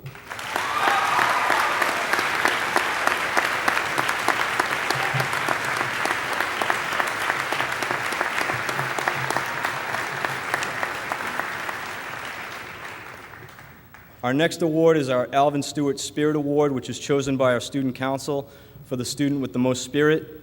Tonight's recipient is a two-sport athlete in basketball and softball, and our softball captain. She's your class VP, a section leader in chorus, National Honor Society Student Council parliamentarian Shannon Seuss.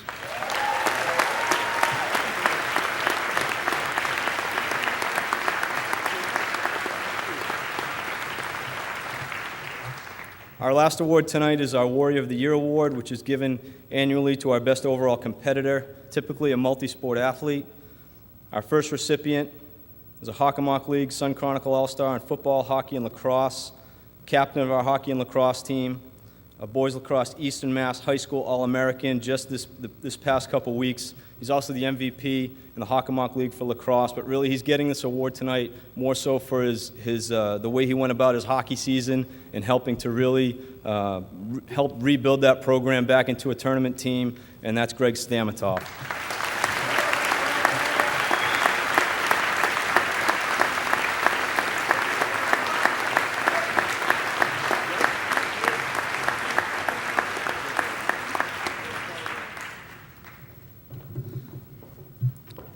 Our last award goes to our female recipient.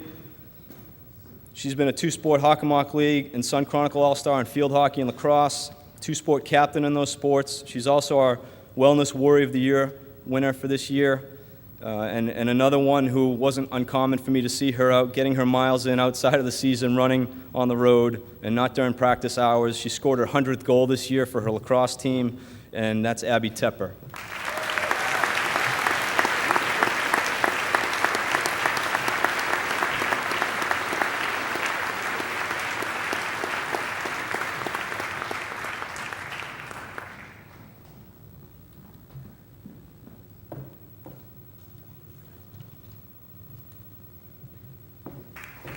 Thank you.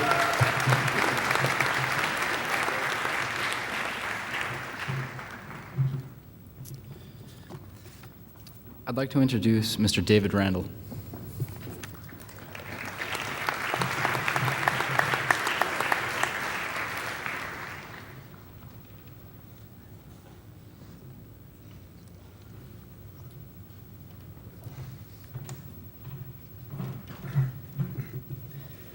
Dave could not be here tonight.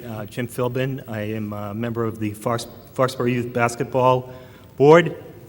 And on behalf of the Foxborough Youth Basketball, it is my pleasure to present two $1,000 scholarships for the 2012-2013 academic year to the following recipients: Shannon Seuss,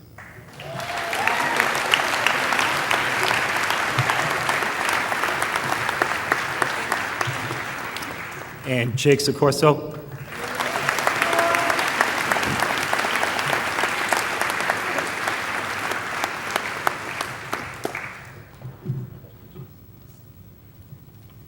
Thank you.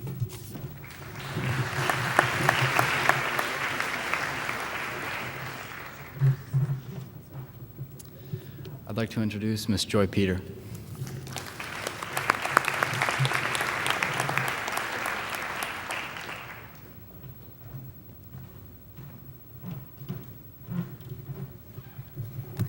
Hi, I'm Joy Peter, the past president of the FHS Kickers Club, the high school soccer boosters club.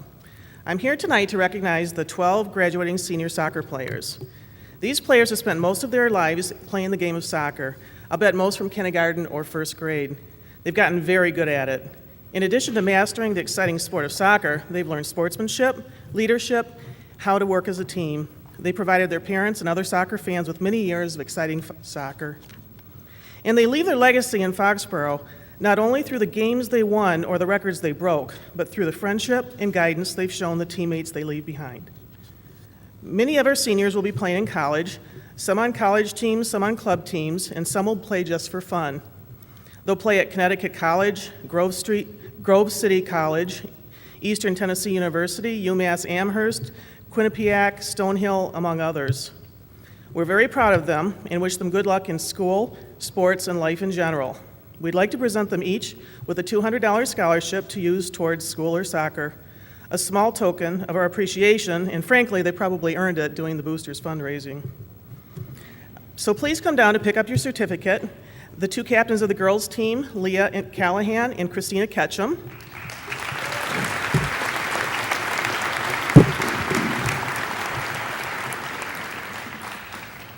And along with their teammates, Brooke Martiniak, Sam Mata, and Tess Parsons. Thank you. Oh, by the way, the check is in the mail. Sam. There you go. Tess. Thank you. And now we have the boys. Sawyer Fleck and Dana Dare, captains.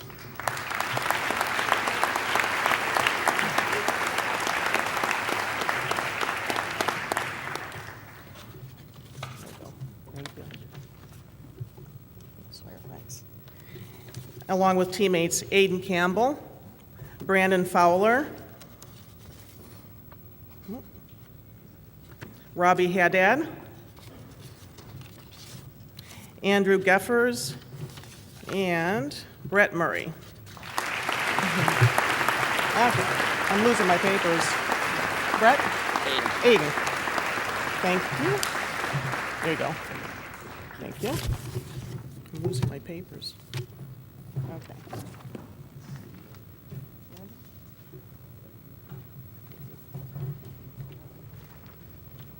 you.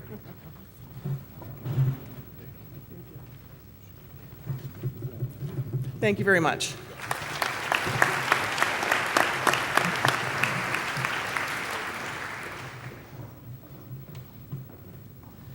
I would now like to introduce Mr. Robert Delaney.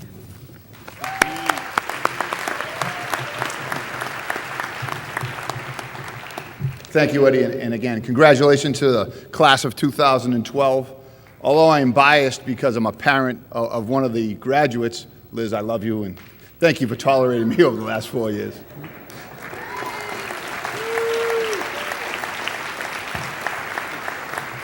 Because just think, you kids sitting here only had to tolerate me during the day. She had to come home. So again, thank you, Liz. I only have one regret. Like I said, I'm biased, but the class of 2012 is without a doubt my favorite in the 6 years I've been here.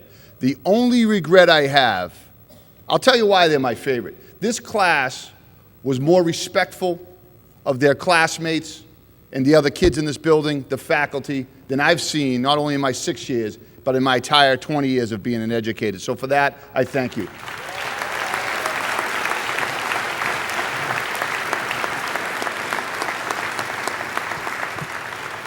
As I said, unfortunately, I do have a regret. If I had a Dunkin' Donuts in this building, not only could I have reduced the tardiness by 300%, but Mr. Heinrich and Mr. Theodos and myself could have had lobster rolls on Friday at the Venice Cafe on a regular basis. The Ahern Connors Scholarship. This scholarship was established by the Ahern Student Council and Mr. and Mrs. Connors to recognize a graduating Foxborough High School senior who successfully balanced academic pursuits with extracurricular and community activities and will major in the field of medical research, medicine, or science. This year, I'm pleased to present 2 scholarships on behalf of the committee to Kelly Abdu. Kelly?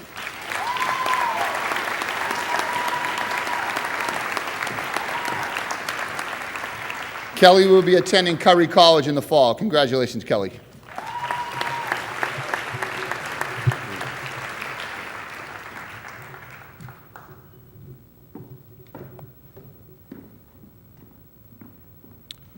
The George Bedrosian Scholarship. On behalf of the Taylor Elementary School PTO, I'd like to congratulate Michaela May as the recipient of the George Bedrosian Scholarship. Michaela will be attending Quinnipiac University in the fall. Congratulations.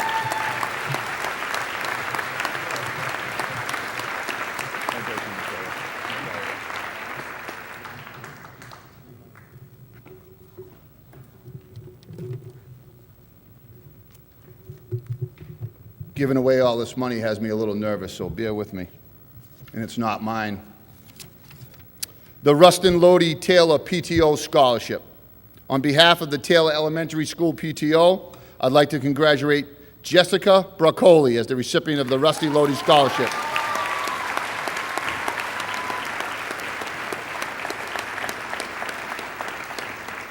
Jess will be attending Bridgewater State University in the fall. Congratulations, Jess. Good job, buddy.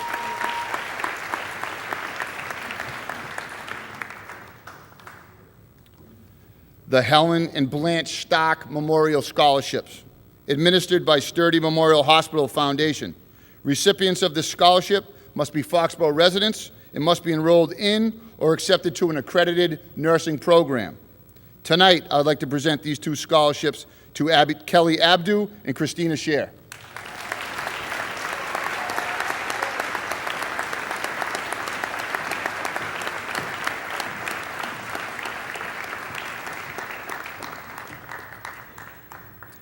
Kelly will be attending Curry College in the fall, and Christina will be attending Plymouth State University. Congratulations, girls.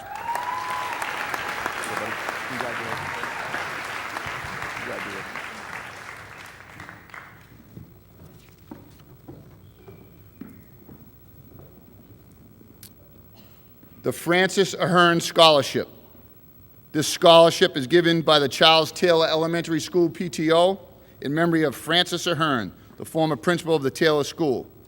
It is with great pleasure and honor to present this award to Samantha Carlson.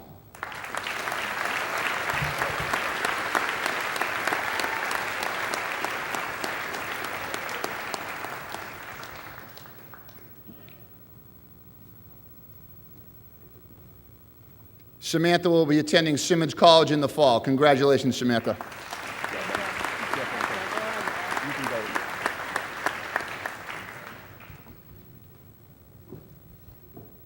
The Rudolph J. Narciso Scholarship Trust Fund.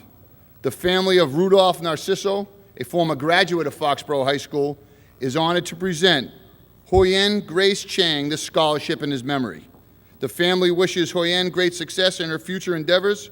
Hoyen will be attending the Mass College of Pharmacy and Health Services in September. Congratulations.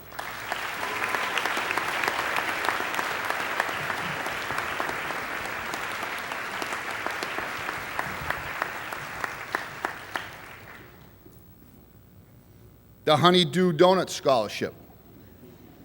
Again, tardiness at its finest right there. Honeydew Donut Scholarship Fund was established in 1999 by Honeydew Donuts founder Richard J. Bolin. This scholarship fund helps local high school seniors and their families offset the cost of college. The recipient of this year's scholarship is Chelsea Burilovitz.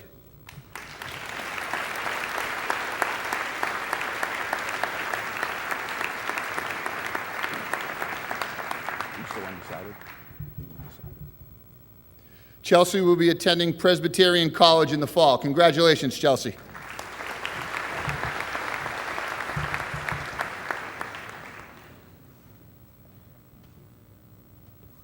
The Rockland Trust Charitable Foundation.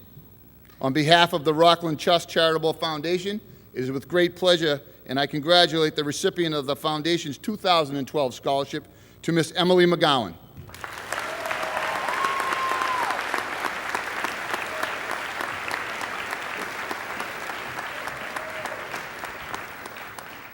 Emily will be attending the University of Massachusetts at Amherst in the fall. Congratulations, Em.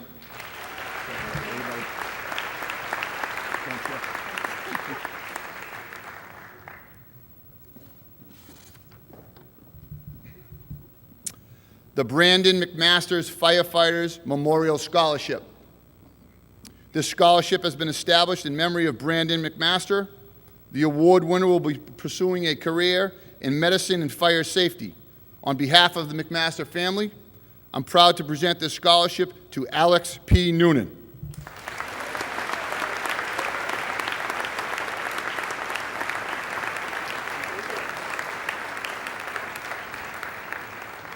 Alex will be attending West Virginia University in the fall. Congratulations, Alex.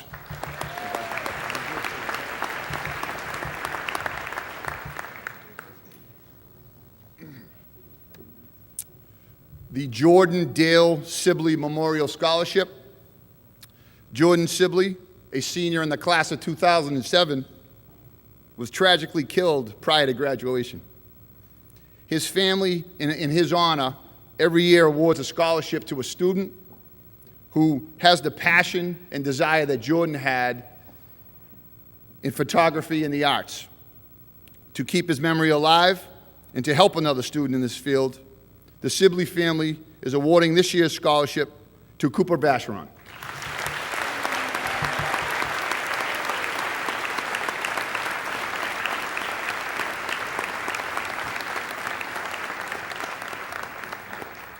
Cooper will be attending Emerson College in the fall. Congratulations, Cooper.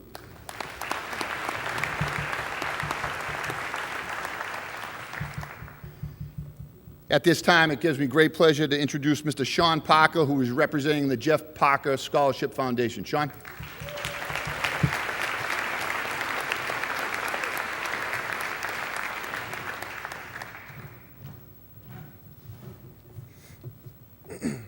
First of all, I'd like to congratulate the class 2012. Being a former graduate of this high school, I know how hard it is and how much work you guys put in, and you should be very proud of your accomplishments. The recipient of the Jeff Parker Memorial Scholarship was chosen for their accomplishments not only as a student athlete, but as a dedicated member of the community. Before my brother passed away, he had graduated college, was a captain of the high school and wrestling and college wrestling teams, won numerous awards for his achievements, but most importantly was a dedicated member of the community. This year's recipient of the Jeff Parker Memorial Scholarship, Liz Laney.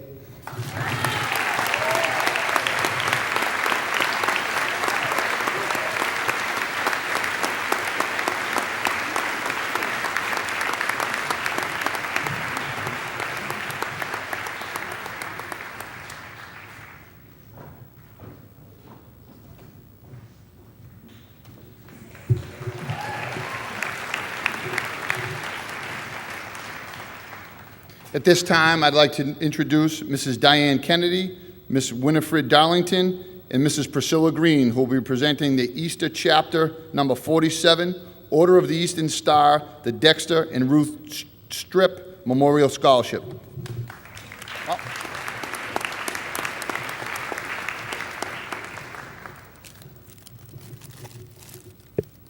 that tall. Good evening, and congratulations to the class of 2012. I'd like to introduce my colleagues who didn't want to come up here tonight.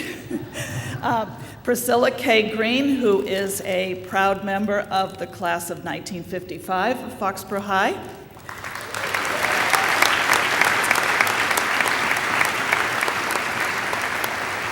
And Winnie Darlington, who didn't go to Foxborough High, but all 6 of her children did.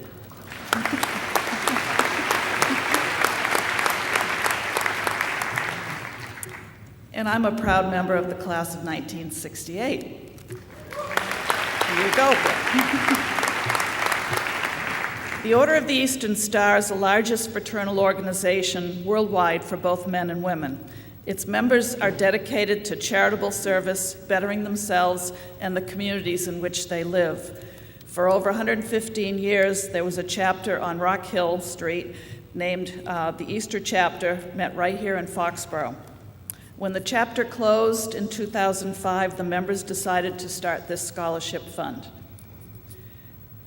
The Ruth and Dexter Strip Scholarship, named after a couple that lived in town who were members of the order and were very dedicated to community service. This would ensure that our chapter could continue living on and serve the community for which it meant so much for so many years. This is the 8th year we're giving out scholarships. And the selection process for this scholarship includes an analysis of each of the students' active service to others, demonstrating a mindset dedicated to continuing service in the future, as well as academic responsibility, achievements, and the ability to express goals effectively. It's our honor to present this scholarship tonight. First of all, last night, one of our scholarships was delivered to Amy Randall, who graduated from the Norfolk Agricultural School.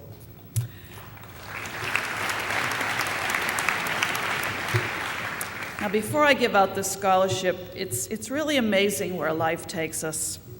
Last night, at just about this time, I was in Washington, D.C. I was at the Vietnam Memorial, the War Memorial wall, and I had my hand cupped over the name of a fallen classmate. And tonight, I'm fortunate enough to be here at my alma mater to award this scholarship to a member of the class of 2012. And I couldn't help but think about that. And I thought about that last night when I was there. And I'm just so happy to be here tonight. So tonight, we have an exceptional, unfailingly positive, dedicated to hard work, best describes the recipient of our next scholarship. She's an outstanding student, she's self-motivated, and one who has a knack for knowing what needs to be done before being asked. This remarkable young woman is highly motivated and self-disciplined, whether it be designing her own independent study in Spanish or moving beyond the highest level of Spanish offered in the district, or starting her own club which knits warm outerwear for the homeless. So it gives us great pleasure tonight to award this scholarship to Sierra Wilbur.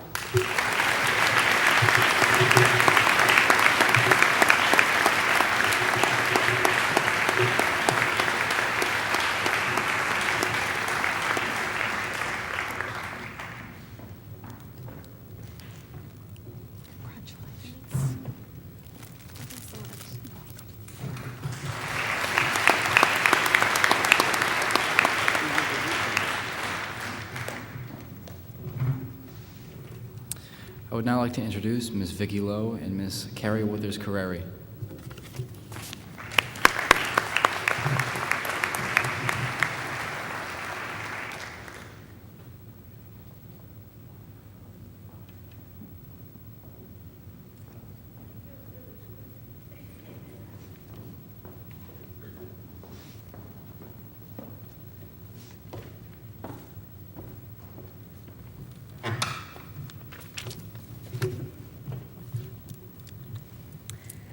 Hi, I'm Vicki Lowe, and this is my daughter, Carrie Withers-Carreri. We are honored to offer the David Withers Memorial Scholarship on behalf of the Foxborough Art Association. Thomas Campbell said, "To live in the hearts we leave behind is not to die." This scholarship, named in honor of Dave Withers, helps us, his family, keep his memory alive and well. I'm Carrie Withers-Carreri, and I was a Foxborough High School graduate of the class of 1994, and I was shocked to realize most of you were born that year. My dad was a devoted father and husband. He loved Foxborough, and he gave back to our community in many ways. He discovered his artistic abilities as an adult and became passionate about art. His hope was that everyone would have the opportunity to discover their creativity. My dad was an ardent photographer and artist and a member of the Foxborough Art Association. He died on June 8, 2000, at the age of 47. This scholarship is a lasting tribute to his spirit and passion. The David Withers Memorial Scholarship is awarded to applicants who are interested in pursuing their dreams in the arts. This year's recipient is Amanda Gallagher.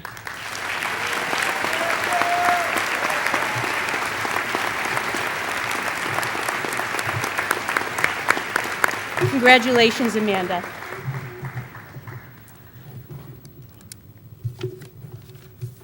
Thank you.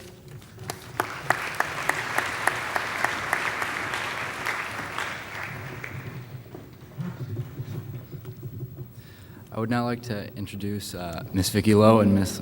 Ruth Karacek. Thank you.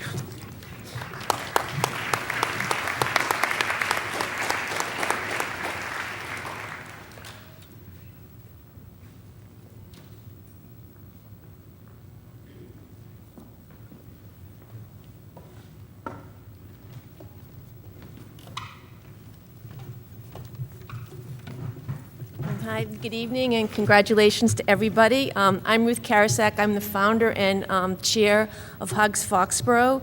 This is a local community volunteer-run organization committed to making our community safer by educating the community about violence in relationships and assisting victims and families affected by domestic violence. When we founded Hugs in 2001, we never imagined the influential impact we would put on our youth. Through the years, we have made an effort to include Foxborough High School in many of our events and programs. Over the past few years, there has been a constant voice helping the students get safe. Hugs Foxborough is offering our very first scholarship to a high school senior who has demonstrated a commitment to making the community safer through her volunteer activities and other activities that align with Hugs' mission. The recipient will be attending college with concentration in social work. The application was pretty simple. Just write a brief essay describing your volunteer history, your concentration of study, and why you chose the path and what you hope to achieve. Hugs Foxborough is very excited to present our first scholarship to a very outstanding student. Hi again, I'm Vicki Lowe. I'm the Council on Aging and Human Services Director in Foxborough, and I'm the Vice Chair of Hugs Foxborough. This is the first year we've awarded a Hugs scholarship. This year's recipient has consistently demonstrated a commitment to making our community safer. She has encouraged her peers to make healthy, responsible decisions. She's faced adversity as an opportunity for understanding and compassion, which has fueled her drive to help others. The choice of volunteer activities she's made throughout her high school career and her career path she's chosen make her an ideal candidate for this award.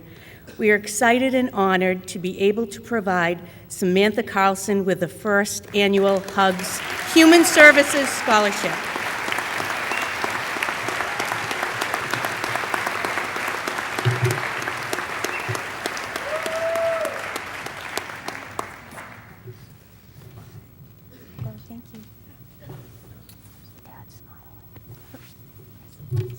Thank you very much.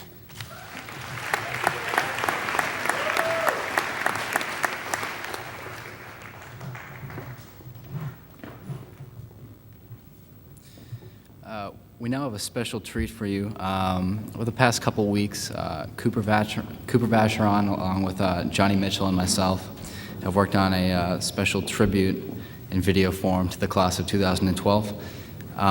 What you'll see in the video is that it highlights many of our graduating seniors, and you'll notice a central theme of leaving a positive impact and really leaving a legacy on this school. As you can tell, Cooper is an avid filmmaker, and if you've never seen one of his films, you're really in for a treat. I don't think any of my classmates will be surprised when Cooper's famous one day.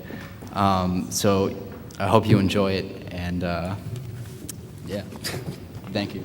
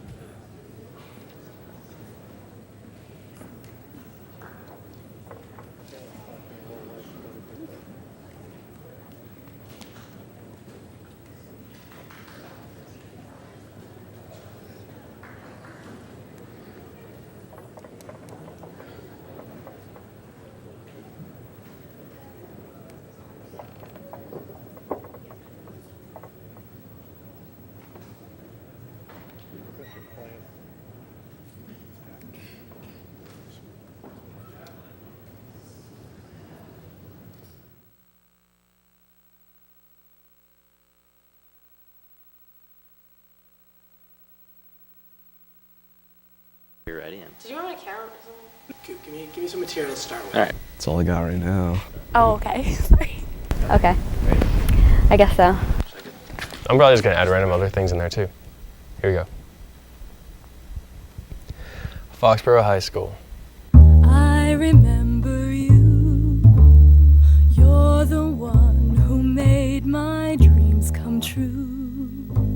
A few kisses ago. When you think about high school, usually the connotation is negative because you're always thinking about work or having to stay up late doing homework, something like that. I don't think it's enough just having gone to this school to say that you've had the experience. I think each of us in our own way have had to make it for ourselves. Well, I didn't really focus too much on the schoolwork aspect of high school as I was more impacted by the people here. I think the relationships you form in high school have to take priority over almost everything else. I made a conscious effort to get to know more people and be more open-minded and try to talk to as many people as I could. Branching out and taking risks, and it's all part of the experience. I started to realize that each person had a really cool story and that every single person had a good side. GPA points, AP credits, they're just gonna disappear in your memory in the long run. What you'll remember are the laughs and the good times and even the bad times, but just going through it all with people you love and people you relate to. And I was just amazed at how much people cared about helping other people, and that's something that I've always held in my heart, and I thought it was incredible to see the amount of people that have that same idea. And the angels asked me to recall the thrill of it all. Then I will tell them I remember you.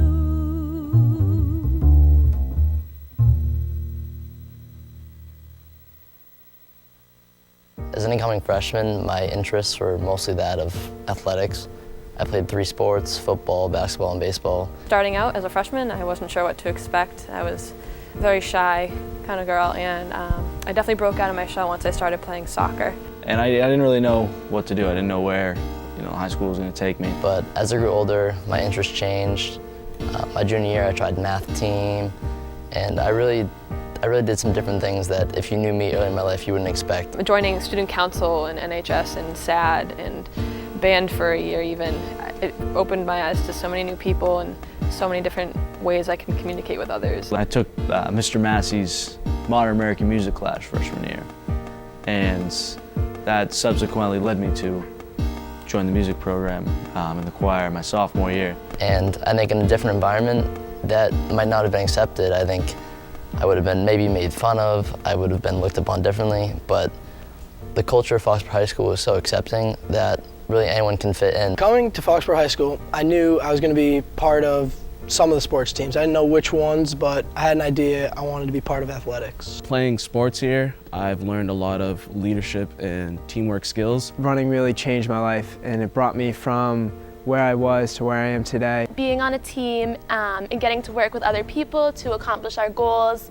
meant a lot to me. But it also opened doors socially, and it kind of brought me out of my shell and made me more comfortable as a person. The upperclassmen definitely took me under their wings and were very welcoming. They made me feel like I was a part of the team, even though I was the first year coming in. And they really showed me that it's okay to, be yourself and to get involved. I was immediately embraced by the team, especially by the seniors. When I was a freshman, a senior worked with me to teach me French horn. As a freshman, that was really shocking to me that a senior would take the time. Keep in mind that she was graduated. She didn't have to come to school anymore, but she willingly came to school to take the time to work with me. As you get older, you have to give back a little bit, and you help out the younger guys. Now, as a senior, I find myself really wanting to give back. The seniors just helped you so much, and I just wanted to give that to the freshmen now. And I took all I learned from the past leaders of the cheerleading team. I'd help the younger classmen. I talk to them, make them feel like they belong, make them feel like they're part of the team. I don't think anyone truly knows what it's all about until they're in the midst of everything. I think that was the most important thing that I've ever done, was joining the music program. It's taught me so much more about just living everyday life. I sure didn't know until I joined what the music program really does to help a high school student, not only with their musical skills, but I think with their life skills as well. It really helped me just become part of a culture that was really uplifting. And something like that, there's nothing like it. Absolutely nothing like it.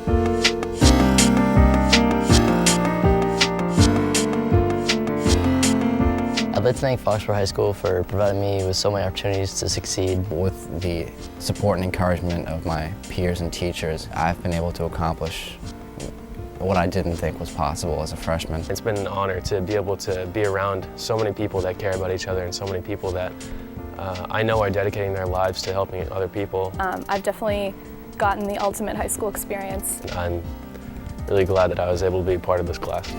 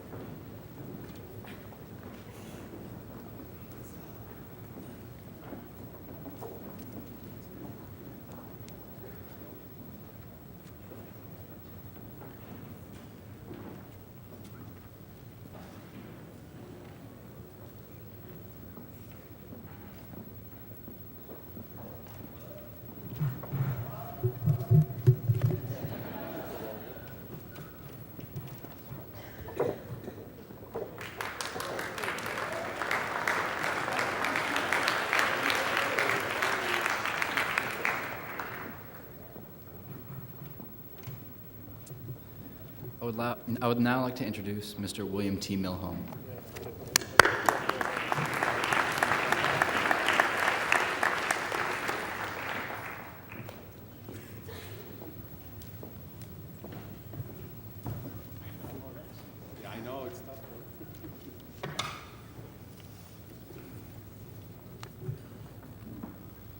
Good evening.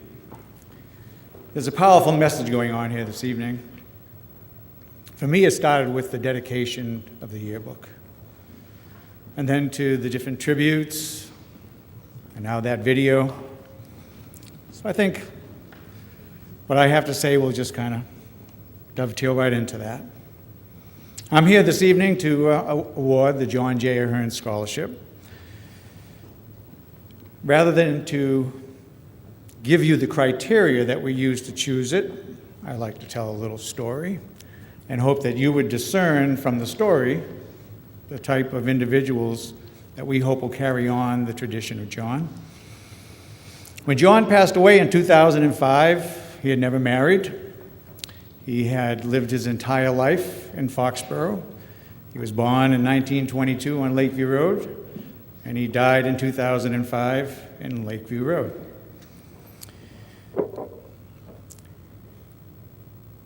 He's a remarkable man. He asked that all of his assets be given to Foxborough High School and to be awarded in a scholarship, and that it would happen in totality after the death of his older sister, Mary, who passed away last year at the age of 100. They're all buried in St. Mary's Cemetery. The father, Timothy, the mother, Anna, John, Mary, and Margaret.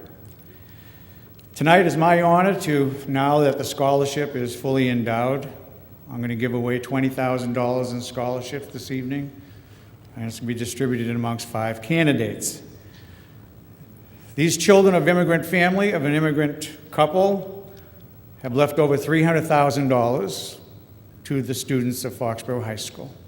Long after I stop doing this, that scholarship will continue, and I hope that people, maybe like Samantha, because I was most school spirit, I was vice president of the class, and I got the student council scholarship.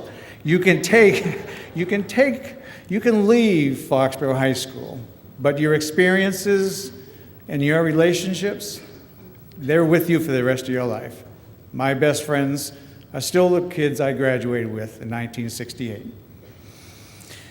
John was born in 1922, like I said.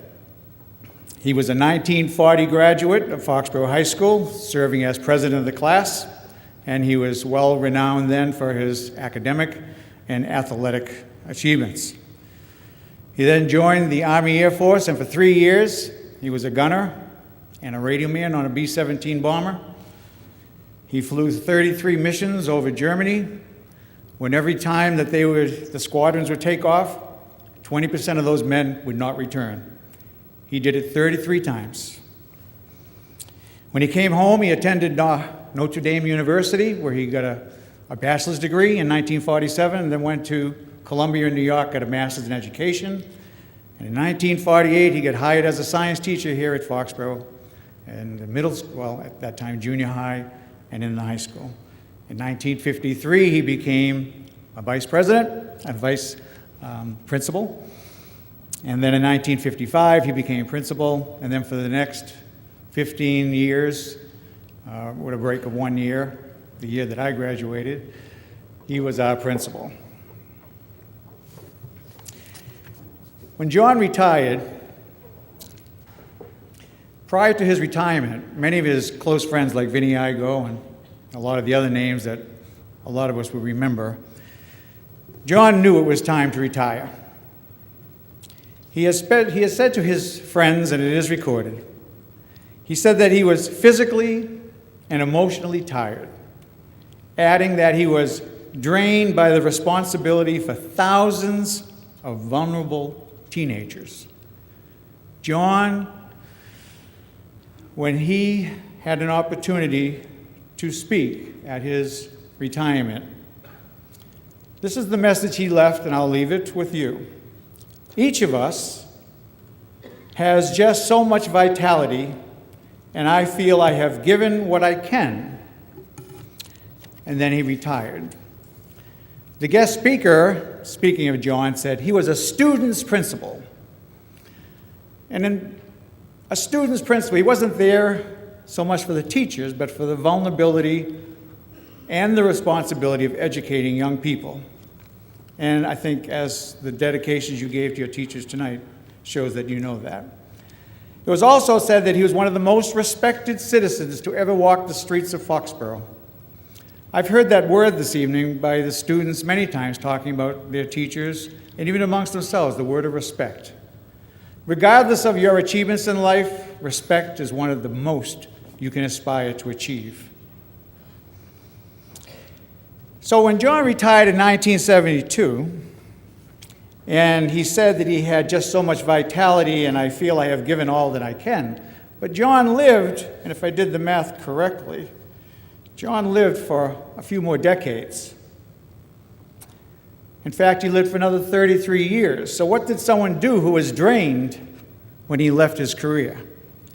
The first thing he did was start gardening. He was growing roses.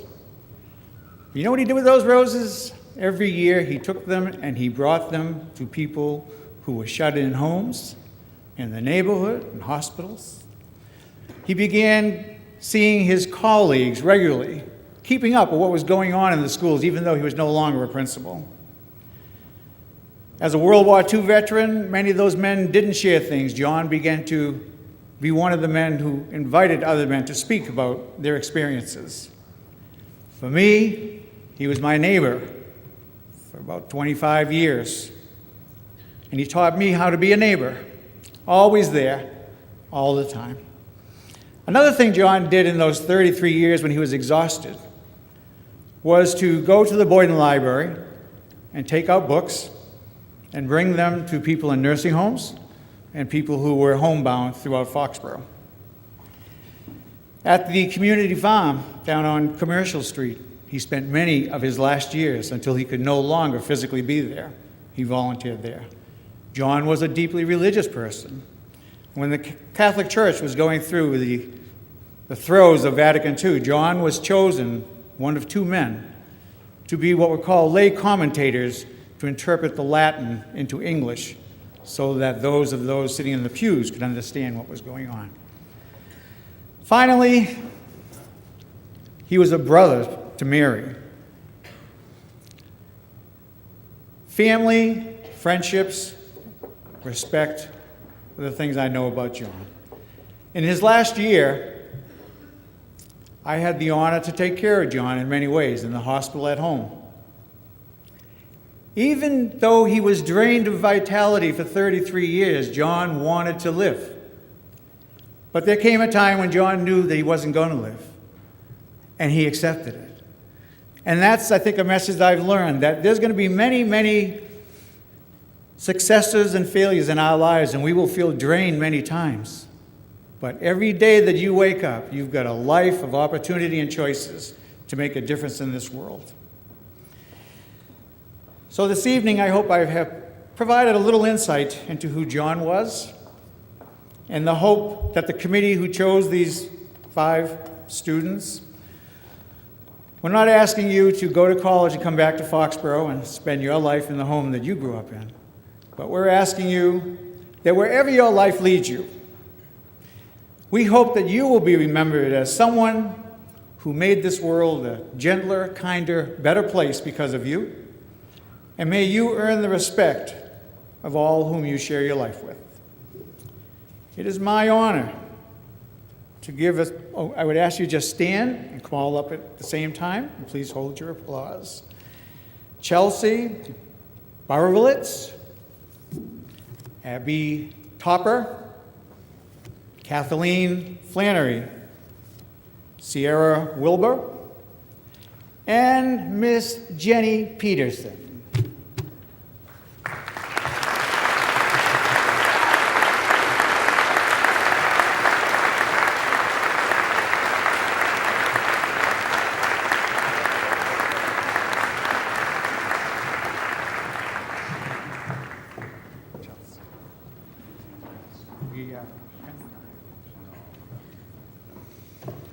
Are you the Peterson? There. You are. I just wanted 5 years. I've been waiting for this. Sierra Wilbur.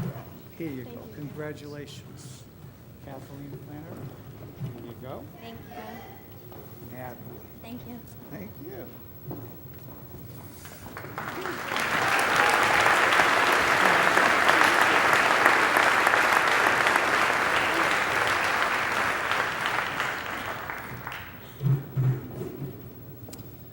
I would now like to introduce Mr. Gregory Spire.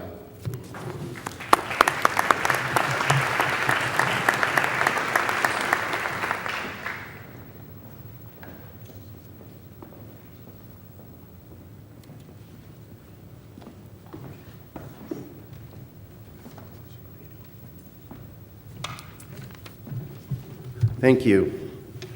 Every year I get to follow Bill, so I'm not nearly as wordy or can't enlighten as much as he does. But this year I share something in common with him, and this year our family decided to give 5 scholarships as well.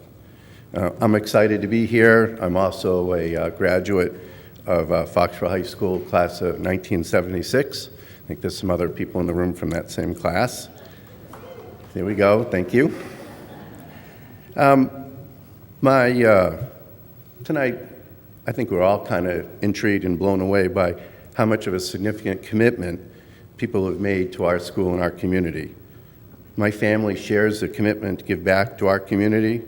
My dad always had a saying, try to leave the place a little bit better than you found it.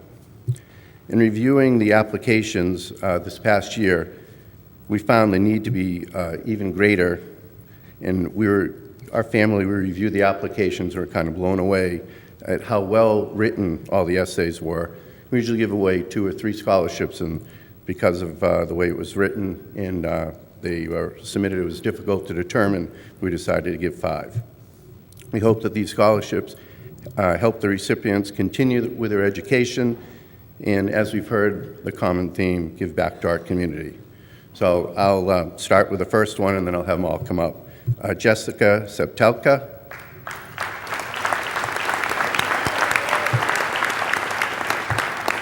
Kathleen Flannery, Julia Kalis, Kayla Carew,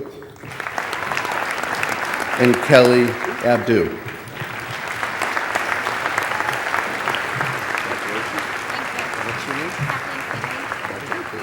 Thank you. Hi. Julie. Thank you. Sally. Callie. Kelly. Here we go. Kayla. There we go. Great, Jessica. Thank you. Thank you. Congratulations to all.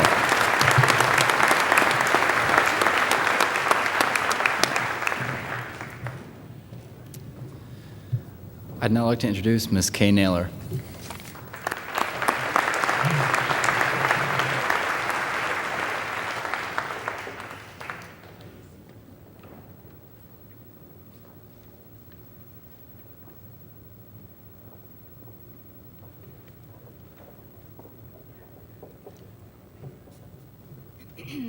Good evening and congratulations to the class of 2012. I am just so impressed how talented and how respectful. I don't want to be redundant, but I agree with everything Mr. Milholm said.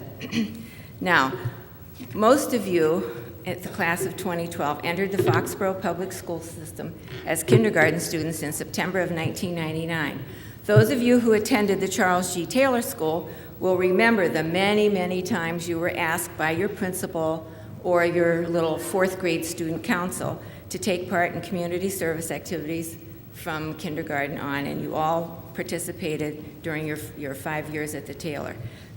Class of 2012 already, according to the lifespan of 2010, you have already spent approximately 1/4 of your life has been spent at 3 of the 5 schools in our wonderful town of Foxborough.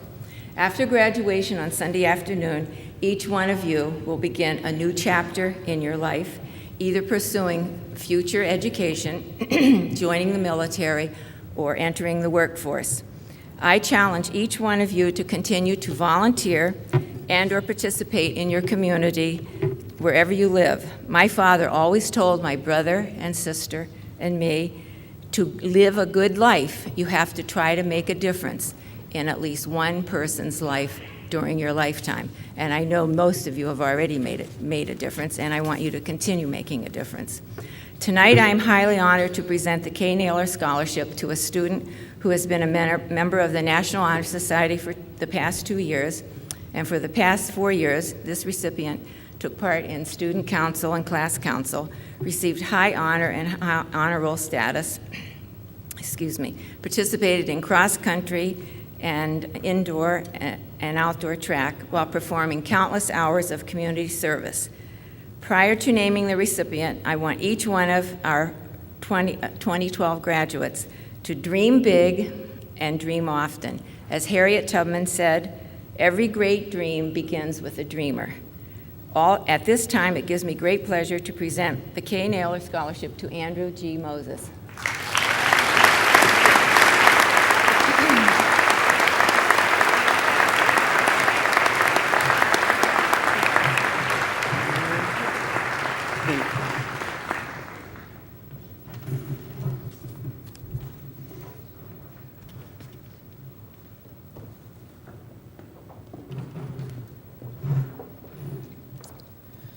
I would now like to introduce Mr. Ernie and Peter Guy.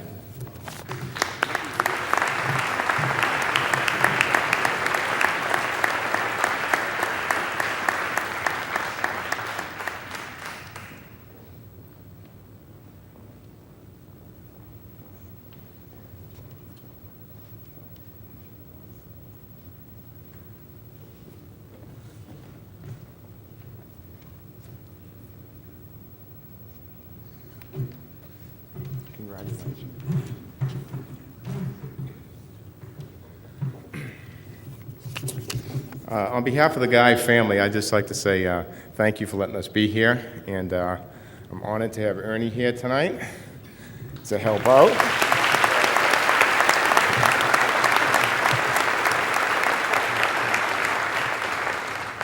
And really, I'd just like to say ditto to what the people have been saying tonight. This is a great town. I've lived here 54 years, and kids, or young people, it's a great town to be in. It's a great town to be a part of. And Greg, class of 76, well represented. We have 2 scholarships tonight. The first young man is a basketball player, a football player. He was in the band. He was an Eagle Scout, very active. And again, I'm going to reiterate, the applications are amazing to read. I must be getting older, because I think when I did this like decades ago, it was like 3 words and see you later, give me the money, bye. But this is incredible what these young people participate in and how active they all are. You all should be proud of yourselves for all that you accomplish. And the first recipient is Mr. Randall Parker.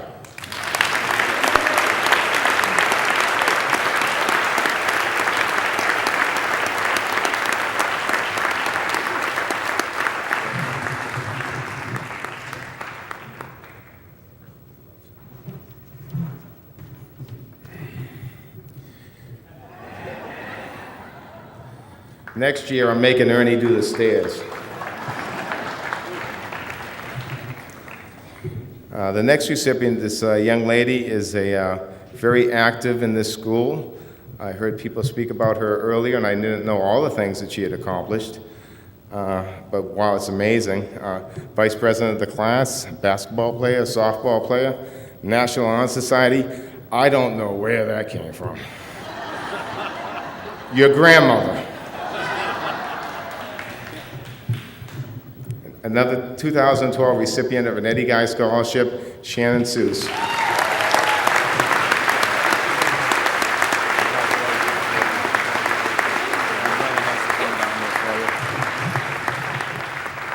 Thank you very much.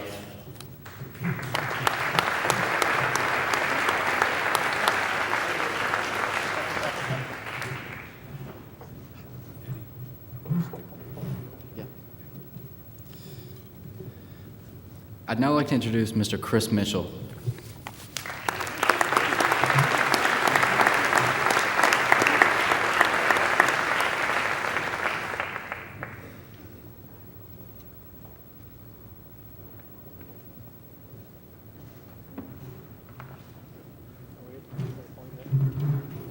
Thank you. Some of you might have known I am a fan of community service, so this class really impresses me. The scholarship that we're giving out tonight was totally selected by a total independent committee, and I am so glad because after it was selected, I read through all the applicants. We had a record number of them, and I would have given out 27 scholarships because they were all so good. This is the Michael McGinty Scholarship. Michael was a Naval Academy graduate, class of 1982. He served his country, got married, had 2 wonderful kids, home in Foxborough, very active in his church, the Bethany Church, in his community. He was tragically killed on September 11th in the World Trade Center. So these scholarships, we're giving out 2 $2,500 scholarships this year for somebody that, embodies the spirit of Michael McGinty and his community service. 1 scholarship to a male and 1 to a female. Unfortunately for the guys, the male one was given out to a Foxborough resident at Severian, but one of your fellow graduates of this year, Peter Daly.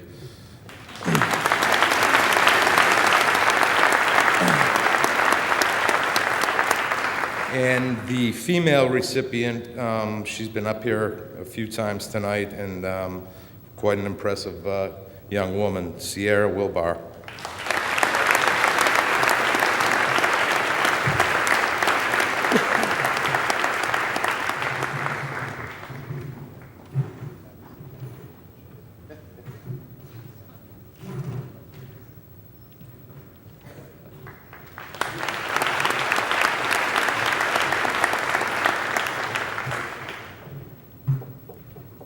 I'd now like to introduce Miss Ethel Garvin.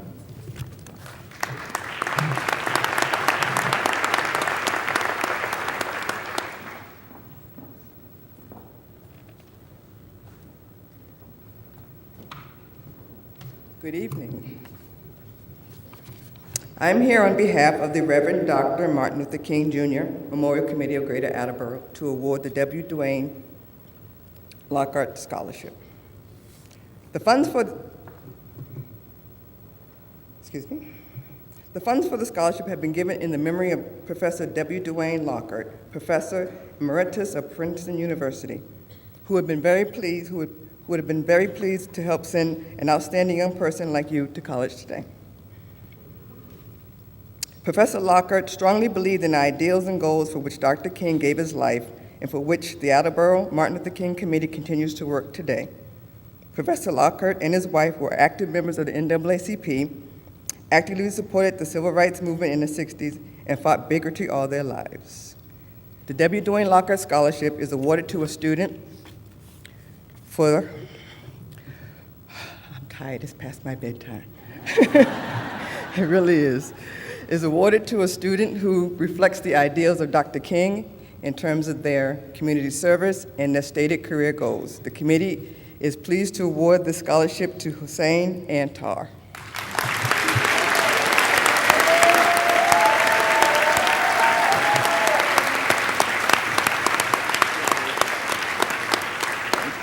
Congratulations. Oh, this is for you. Thank you.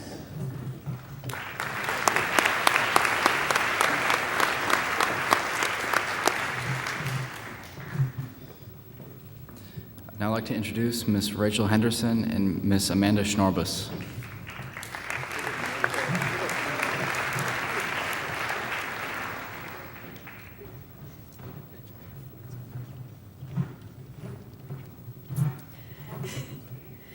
It's such an honor to be able to be up here to present this scholarship in memory of Jackie Thomas. I know that she would be happy that someone is given the opportunity to do something that she was so excited and eager to do. Jackie was an outgoing and loving person who would feel privileged to be able to give this scholarship to a fellow Foxborough High School graduate. Tonight, as she smiles over us, I present this scholarship to Kayla Scheffler.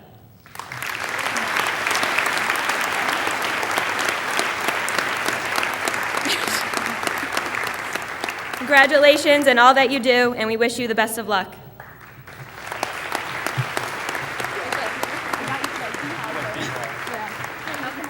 I'm going to serve some D-halls now that I owe.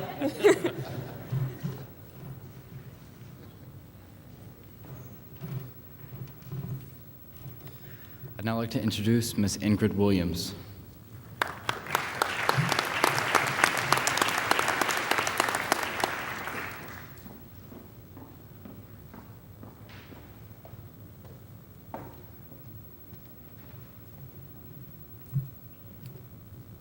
Congratulations, Foxborough High School, class of 2012. I'm proud to represent Sharon Credit Union in awarding our 2012 scholarship recipient. The student that we have selected excels not only academically, but also in serving her community. Please join me in congratulating Sharon Credit Union's 2012 Foxborough High School scholarship recipient, Miss Megan Sullivan.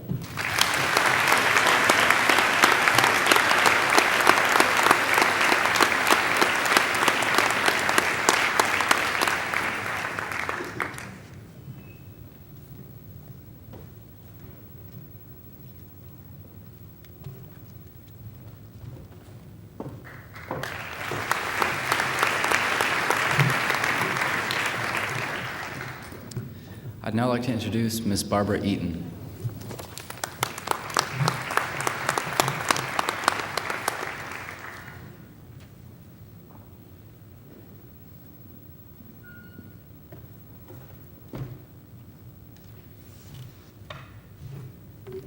The Laura Remillard Scholarship, established in memory of Laura Remillard, a former teacher and department head in the World Language Department, is awarded to a graduating Foxborough High School senior who has excelled in world languages. This year's recipient hopes to major in global studies at Providence College and to continue her study of foreign language. It's my honor to present the Laura Remillard Scholarship to Sierra Wilbar.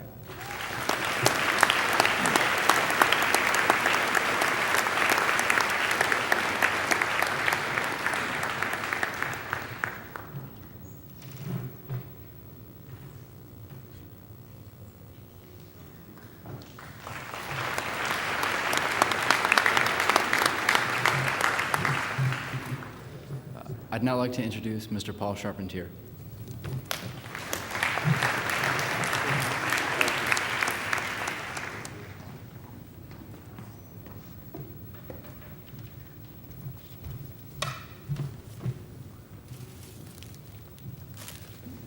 Good evening once again.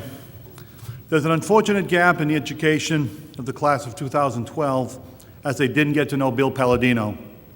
Bill was very much a family man devoted to his wife and children.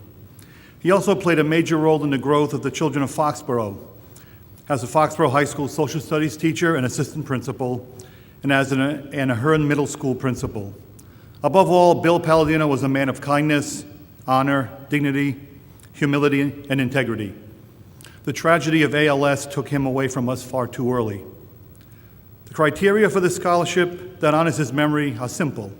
Be service-oriented, be giving in nature, have high moral standards, and outstanding character. In other words, live your life the way Bill did. The winner of the 14th William Palladino Memorial Scholarship is Miss Samantha Carlson.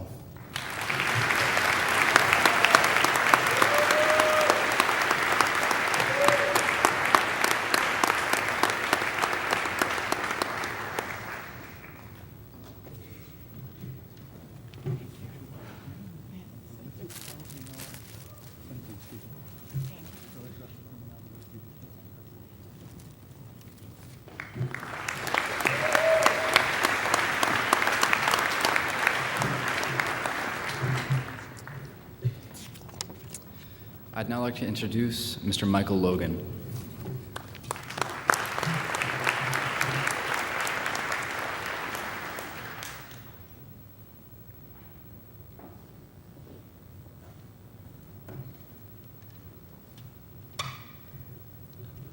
First of all, I am from Canton. Okay, the Canton Town Club has 5 scholarships. One of them is going to a student here in Foxborough. And that student is John, what's his name?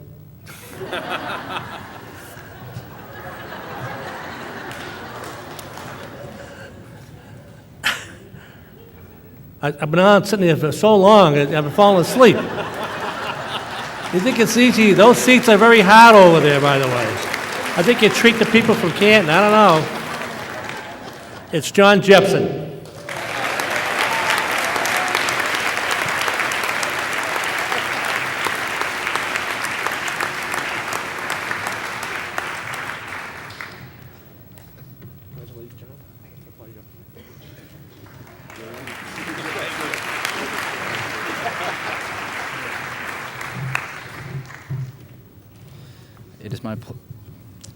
It is my pleasure to introduce the NHS President, Ms. Kelsey Evans.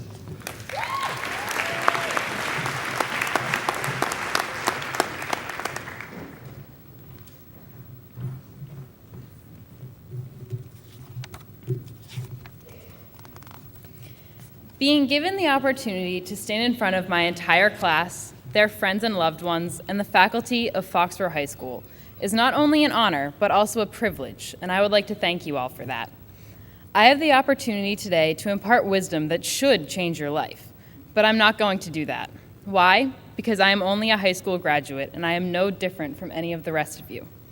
I may have spent the last year as president of the National Honor Society, but unfortunately my presidency did not give me the wisdom or credibility to justifiably urge you all to change the world or live in the present. I could, but quite frankly, what do I know? I'm only 17. And more importantly, I don't feel as though I need to. I believe that this class has developed something special, and that is what needs to be celebrated.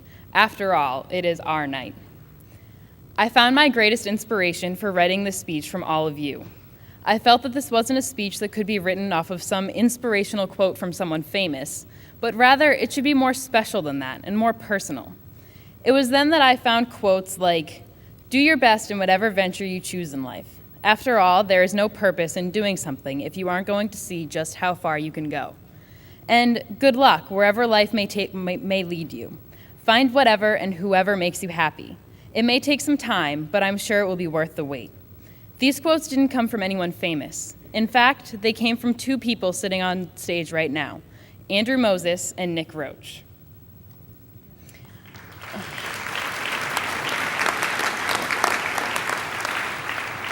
Our grade is different than most. I'm sure that is said every year, but the bonds we have built with one another have become more and more evident over the last 2 weeks. I'm sure you've heard of the end-of-year traditions every graduating class has, decorating t-shirts and celebrating in the parking lot on the last day of classes, to end the day by running out of the school and circling the common. But what you might not know is that our grade started a new tradition of joining together in the English hallway so we could all run through the senior hallway one last time together. Or that our grade finished our last day of classes by parking our cars after a few circles and storming the common to celebrate together. And what you don't know is that our grade has a Facebook group where many of us have been posting goodbye messages thanking our classmates for the past 4, 8, or 12 years. This group was the source for the two aforementioned quotes. What I hope to inspire you with is not some motivational statement for the next chapter of your lives, because who knows what could happen. I don't have the authority to stand here and make predictions, although I do hope the best for every single one of you. What I do have authority on is the past 12 years of my life and the time I have spent with all of you. I hope that you will honor my credentials as a member of the Foxborough High School class of 2012.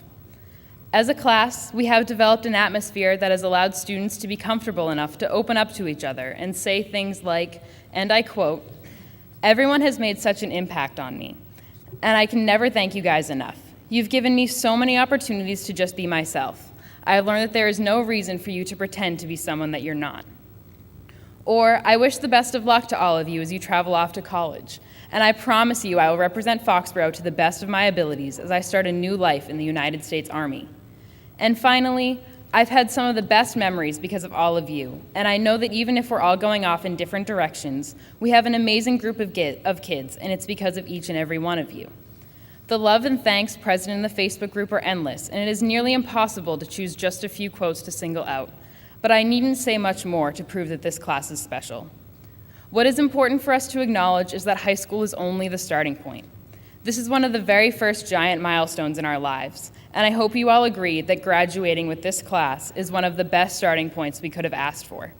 We have laid a foundation of trust and respect that is evident in how difficult it is for us to say goodbye. Do not forget that each and every person sitting on this stage today has had an impact on your life, whether you realize it or not. Don't take the relationships you have made for granted, because this is where you came from. These are your roots. These people whom you married at Q&U weddings are your roots. These people with whom you walked uptown with every day after school in 8th grade are your roots. These people with whom you won Hockomock championship titles or with whom you received gold medals at music festivals are your roots. These people whose houses you stocked with water guns are your roots. And these people whom you hugged on the common are the same people you are sitting next to today, and they are your roots. I'll leave you with advice from another senior on our Facebook group. Always remember the one excuse to get you out of any bad situation, which insanely after June 10th will bear completely different meaning: Seniors 12. Thank you all for giving Seniors 12 such a special meaning. A special enough meaning to give me the confidence that a profound statement is neither what you need nor what you deserve. Congratulations, seniors, and thank you for the most amazing 12 years.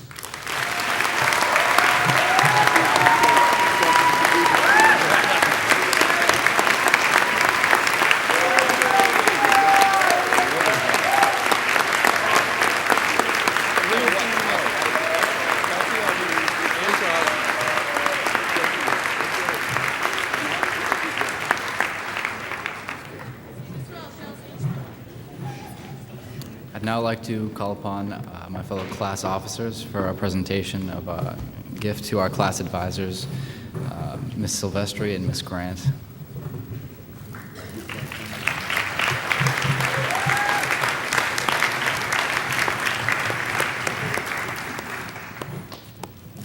Oh my God. Don't do that to me. They say that behind every successful man, there is a woman.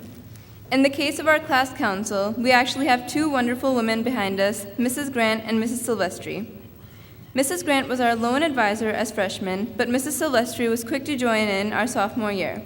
Both women have been working hard behind the scenes to help us plan various events, from semi and prom to our Pie in the Face Founders Day booth, and everything else in between.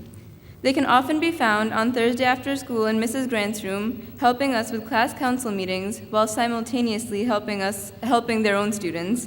For all the time and energy they have invested into our class council, I would like to recognize and thank Mrs. Grant and Mrs. Silvestri. We could not have done it without them.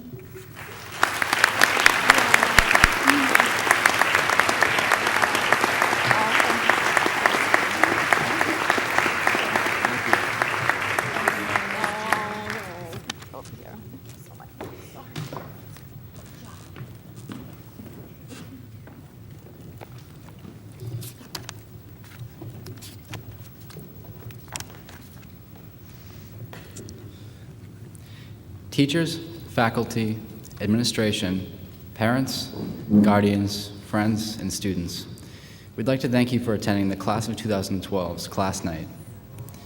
Teachers, we'd like to thank you for 4 outstanding years. Not only have you taught us about your subjects, but you've also taught us invaluable lessons that we will take with us for the rest of our lives. To the administration, you've made our time at FHS outstanding, and I'd like to thank you for your continued commitment to excellence in education. Friends and family, thank you for the endless love and support. We are forever grateful to you. Class of 2012, congratulations. It's truly unreal to think that we are finally graduating high school. As you move onward in life, remember, no matter what anyone tells you, words and ideas can change the world. In the coming years, you must strive to find your own voice. Knowing this class, I am confident that we will achieve great feats. Following this ceremony, you are all invited to join us in the cafeteria for refreshments and the distribution of yearbooks. Thank you.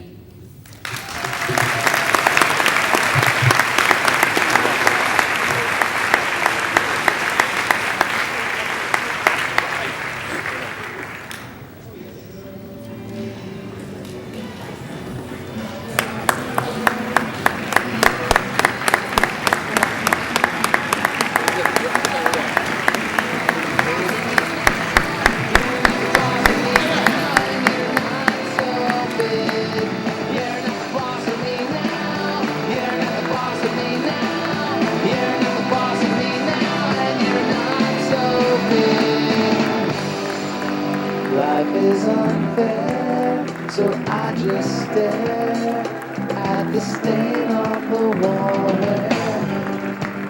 where the TV been. But ever since we moved in, it's been empty. Why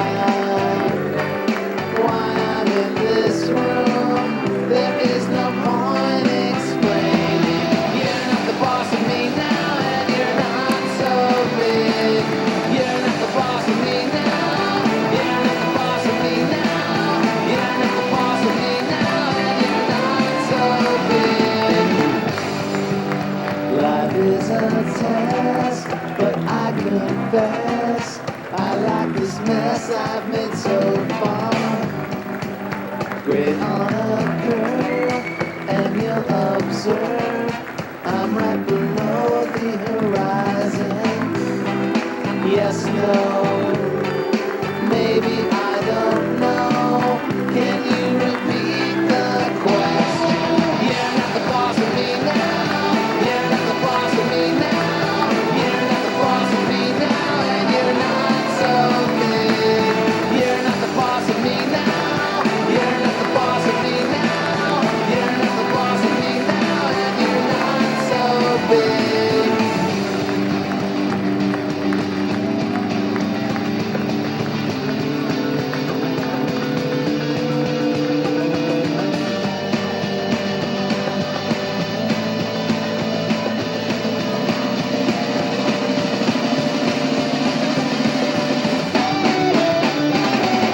You're not the boss of me now. You're not the boss of me now. You're not the boss of me now, and you're not so big. You're not the boss of me now. You're not the boss of me now. You're not the boss of me now, and you're not so big.